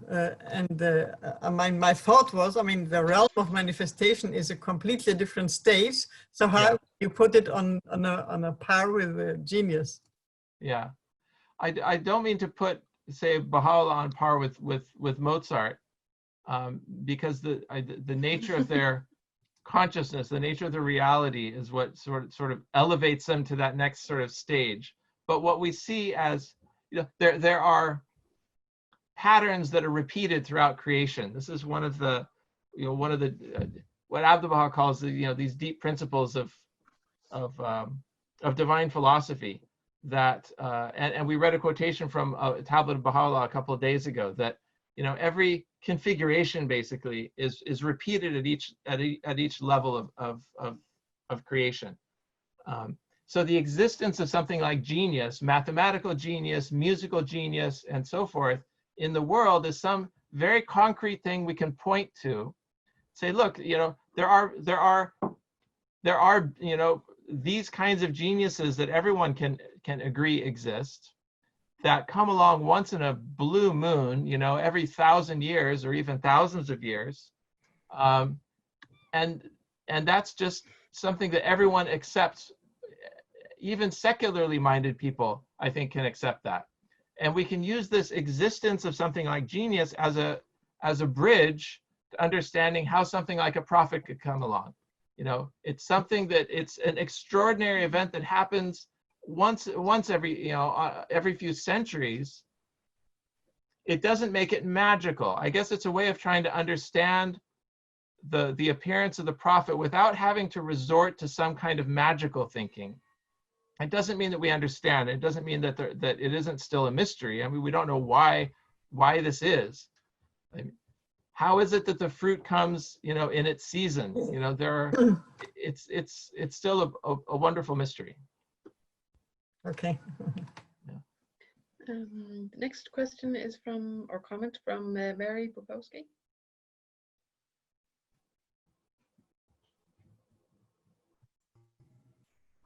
Thank you, Steven, for the absolutely wonderful week of material. And of course, provocative questions like the one that you raised on things that cannot be conveyed. There's been so many wonderful comments on that, but I would like to share something from the Four Valleys, at the end of the Four Valleys, which came to my mind when you asked about that. There's a couple of statements of Baha'u'llah that sound like hidden words in the way that they're expressed.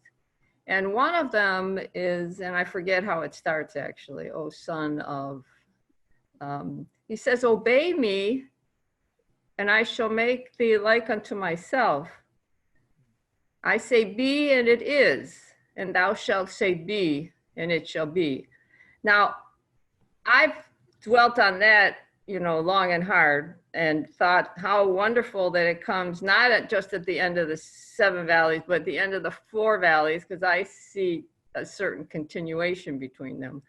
But the caveat there of obey me is very interesting, because that's a statement that just is ripe for the ego of man to say, oh yeah,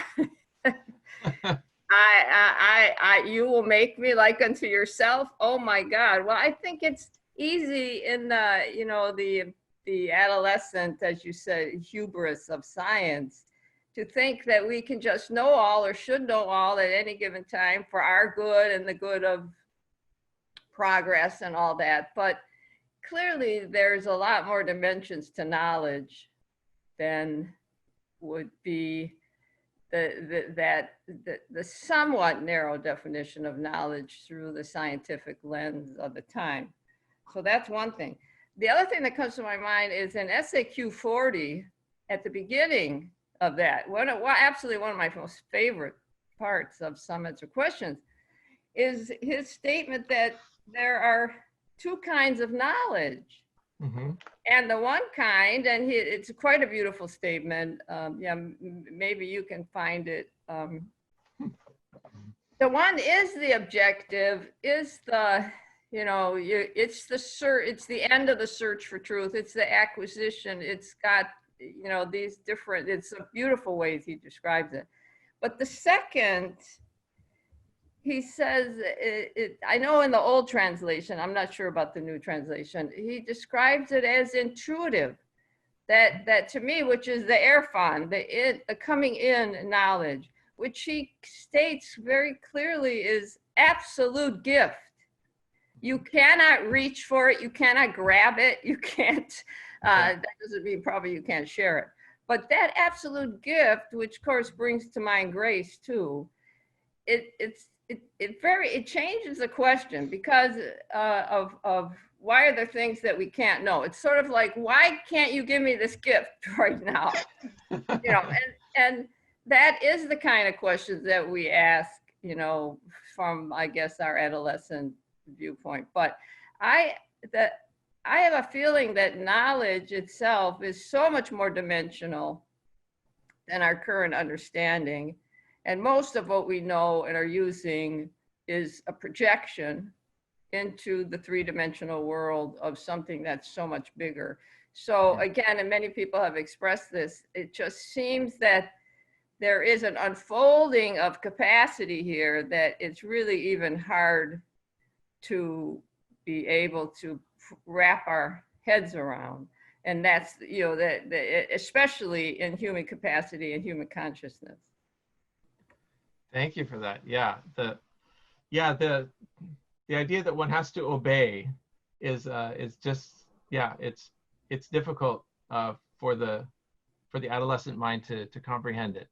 You know, the idea that there are limits, the idea that, you know, that knowledge is a gift, that, you know, intuition is not something that try as you might, you know, should for 100,000 years, you know, the seeker search, he won't find the friend unless the friend wants to be found. Oh, right.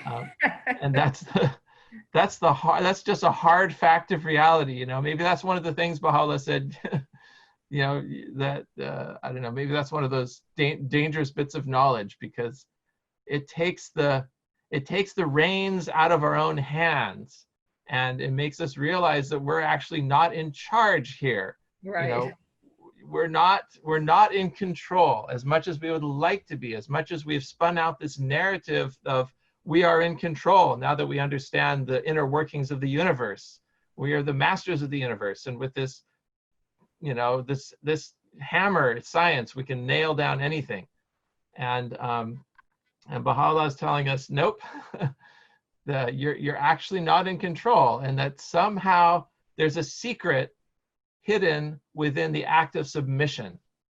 Yeah. You know, that's something Muslims have understood. You know, that's at the heart of Islam, is this concept of submission, which runs so against the grain of the modern world, so against the grain of our self-understanding from the last few hundred years, in the West anyway.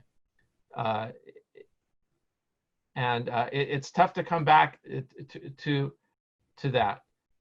But somehow I think the way forward lies not in a return to that state of powerlessness and lack of agency, but somehow to gather together both of these great learnings and to bring them forward. You know, it's not that we're going to abandon science going forward because we realize in the end we're really not in charge and God is in charge. At the same time, it's not, we're not going to go on the opposite extreme. Somehow we have to carry forward both the lessons about nature we've learned and the tools that we've gained to be able to control our environment and to bring the environment around us to its highest degree of perfection, referring to that beautiful quote of the Bobs. And at the same time, that we have this incredible agency in the world to be an active force for the accomplishment of certain aims, at the same time, not to lose an essential sense of humility in the face of what's greater than us. And I imagine only mature wisdom can balance those two things. Thank you. Thank you. It's Duncan next. Hi, yeah, just some fairly unstructured thoughts, but firstly wanted to say thanks for the course. It's always good to go through something that's kind of elevating and inspiring, and particularly the idea of reframing religion as this impelling force, as consciousness is, you know, I'm in an academic environment that's very useful, but something to think about a lot more, because this has just touched the surface. But on that point, I think, you know, Shoghi Effendi reminds us a lot that a lot of things are in their infancy, including certain sciences, maybe all of science. But the way that you describe these things and the way that you're able to bring, you know, science into this orbit, I think it's a real sign of the, you know, the immense discoveries to come, you know, the great minds to come who will see things that we can't see yet or that we're not ready for yet. And science, you know, Daniel had said, like, you know, these economic systems, we may not be able to describe them in current language or how they are in the future. And it will probably be the same with many sciences. I always think of dentistry because I've got such bad teeth, but in the future, dentistry hopefully will be a bit more able to, like, you know, not just take teeth out and these kind of things. We kind of forget that it's only 100 or a few hundred years. Most of these sciences have been really evolving in with such pace. The other thing I wanted to pose, because you seem to have a particular issue with this things we can't know, I wonder whether that's deliberate. I mean, Baha'u'llah had a sense of humor, and, you know, the one thing that really strikes with me is this, the science which could completely eliminate fear, which is never mentioned again, you know, and you just think that that could have the effect on, you know, people interested in science. They were quite motivating, inspiring, almost, I don't mean to say it disrespectfully, like a cheeky kind of, different kind of motivation. It's like, you know, yeah, I want to know more. I want to kind of find out what that might be and so on. But then, of course, there's the issue which I think you raised in terms of, you know, what might be yet to come. I'm in an area of research that studies kind of like the science of science. So how science is funded, which science is funded, what we get from how we fund science. And if you look at how Shoghi Effendi described, you know, the golden age and the kind of things, you know, about the refinement of the human brain, the prolongation of life, we're not spending a lot of money on, you know, spending a lot of money on military things and technology of death right now. And of course, even when you spend money on things, there's scientific uncertainty, technical uncertainty, you know, is the effect there? How long will it take you to find it? How much resources? Is that fair and just to spend certain resources on certain configurations of science, facilities? You know, I've been studying CERN recently. That's, you know, the most expensive scientific experiment in human history. Is that worthwhile? These kind of things. I've been talking to people about their views on that.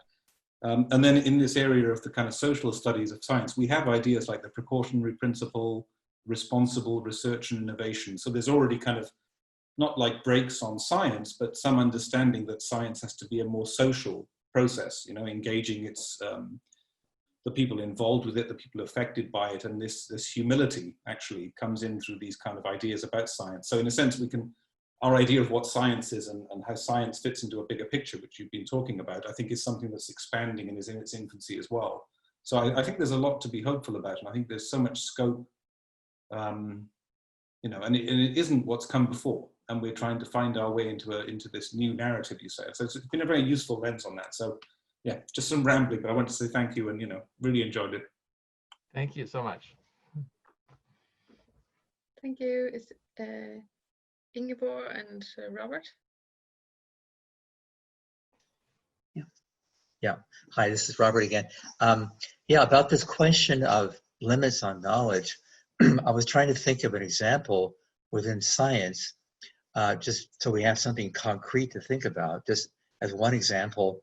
And something came to mind within mathematics, where you have the discovery in 1930, roughly, of Gödel, that there are statements that cannot be proven to be true or false within mathematics. Mm-hmm. And that's an example of where there's a limit, in a sense, to what we can know, what we can prove within the mathematical framework, even if in some cases they can be shown outside of mathematics with logic to be true or false statements, but not within the framework of mathematics. So that was a huge shock that upset all of previous mathematical thinking, basically. But the fact that it could be demonstrated, this statement about the nature of mathematics could be proven by Gödel. And that is a huge compensation and relief, as opposed to just wondering why certain statements can't be proven true or false. And that may be a certain solace if we can show that there are certain limits in knowledge, but we can prove that to be the case and why it's the case, that really is tantamount to having knowledge of this thing also, it seems to me. And there are examples within physics too that are similar. But I wonder if that could be carried over into the spiritual realm too, possibly. I'm just speculating, where you also have the possibility of truths that just cannot be communicated. They're just not capable of being communicated, even though they would seem to be capable of being of that nature, but just cannot be, in sort of an analogous way. It's all. Yeah, very, very inspired by, I read in high school, Gödel, Escher, Bach by Douglas Hofstadter, which was a really mind-blowing experience for my young self. And I never forgot that lesson from the incompleteness theorem, that definitely forces a certain ground level of humility in all of our investigations that are science and mathematics based. Minu?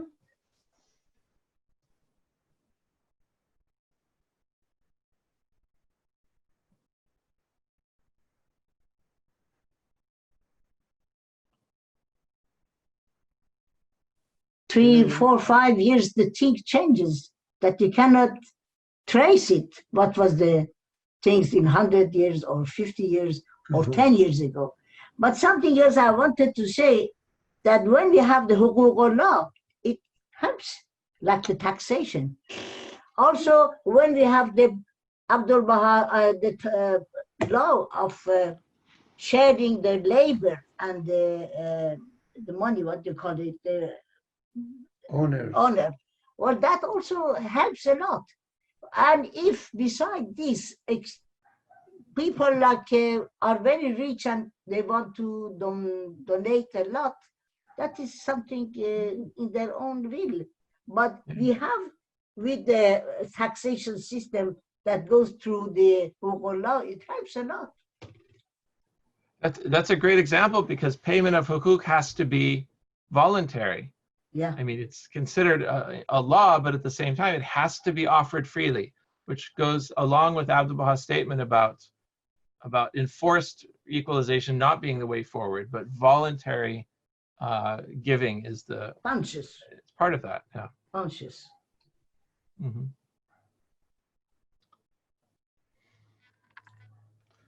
Capital and labor. You're muted, Evie. Yeah, it's part of it. It's connected.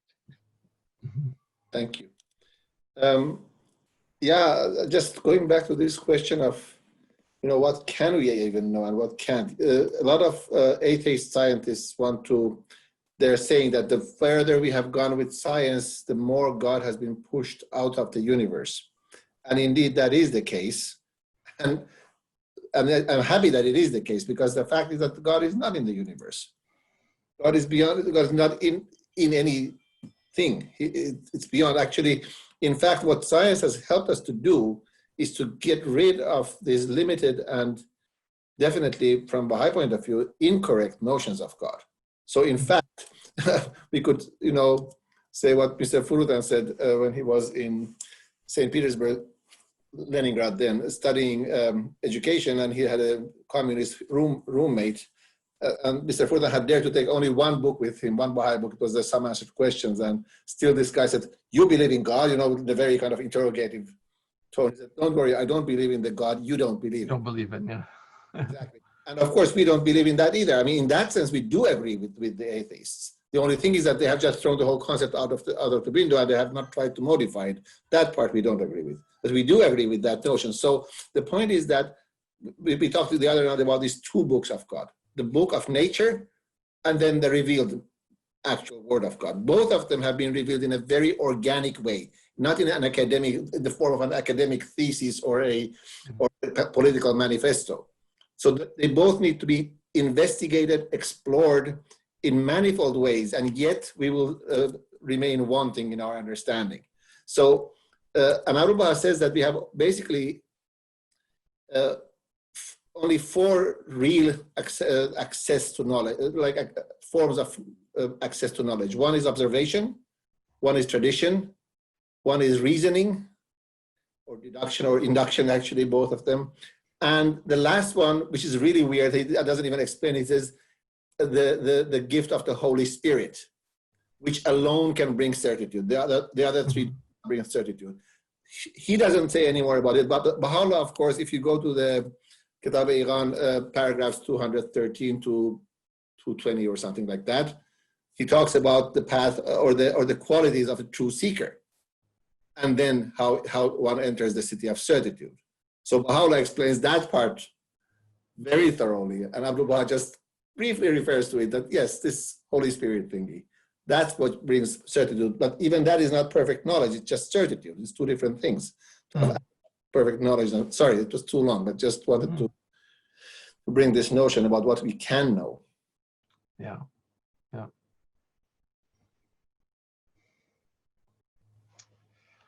Clement of Alexandria said of past philosophers that had discredited traditional polytheism, that even if they hadn't access to the truth, at least they had critiqued the wrong notions of God. Which is helpful.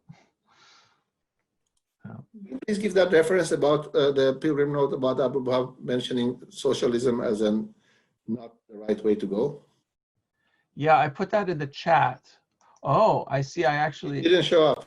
Yeah, I accidentally did it to someone privately. So thanks for pointing that out. And I hope and the reference. Oh, it's there. Okay, thanks. The reference is there.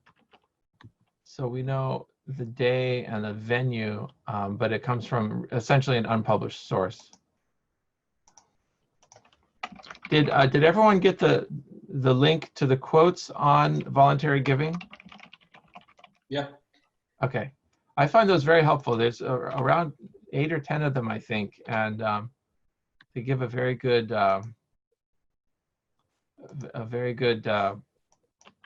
summary of, really encapsulates nicely what Abdul Baha is talking about. I'm going to have to get off soon. I'm getting some insistent knockings at the door. Okay. We also are extremely, extremely grateful for all the thought-provoking and widening of our ideas. And one of my own ideas that came up during all this talk about, what can we manage to hear is that what they call in psychology the zone of the closest development, or that we can only really take in what is near to what we can already, like a ladder, you can only take the next step and the next step. If somebody presents you with the step 2 meters above you, you can't reach it, and it's useless to you. So we're hoping that we'll all find the next step for us in what you've been talking about. So thank you so much. Thank you all for enduring the meanderings. They haven't all been well connected, and there's a lot of just me working out my own issues. So thanks for helping me with that. Oh, we wish we had more time and could also talk more informally as well, but we hope that will happen at another time. We will hopefully have a physical school at some point, and yeah, we'll be in touch. And before you run away, Steven, on behalf of the National Assembly of Denmark, I've been asked to thank you most heartily. You certainly expanded our view on a lot of things, and we are so longing for really having all these informal chats as well that we could have had in all the informal settings you have in the summer school, but this was the best we could have. We are so grateful. And another thing, you have really helped us to put the Danish summer school on the map in a much broader perspective than we would ever have been able to anyway. We wouldn't have participants from 24 countries, I'm sure. Wow. I think it's more than that now. To work this way. I know that I'm very glad that the flowers from the committee arrived in time. Of course, I know that the words that come from the National Assembly doesn't have to carry the same weight, but we are very grateful for you. Thank you so much. Thank you. I hope to see you in person at some point in the future. Yeah. All right. Take care of everybody. Bye. Bye-bye. Thank you. Bye-bye. Bye-bye. Bye-bye. Bye. Bye. So, Lovely.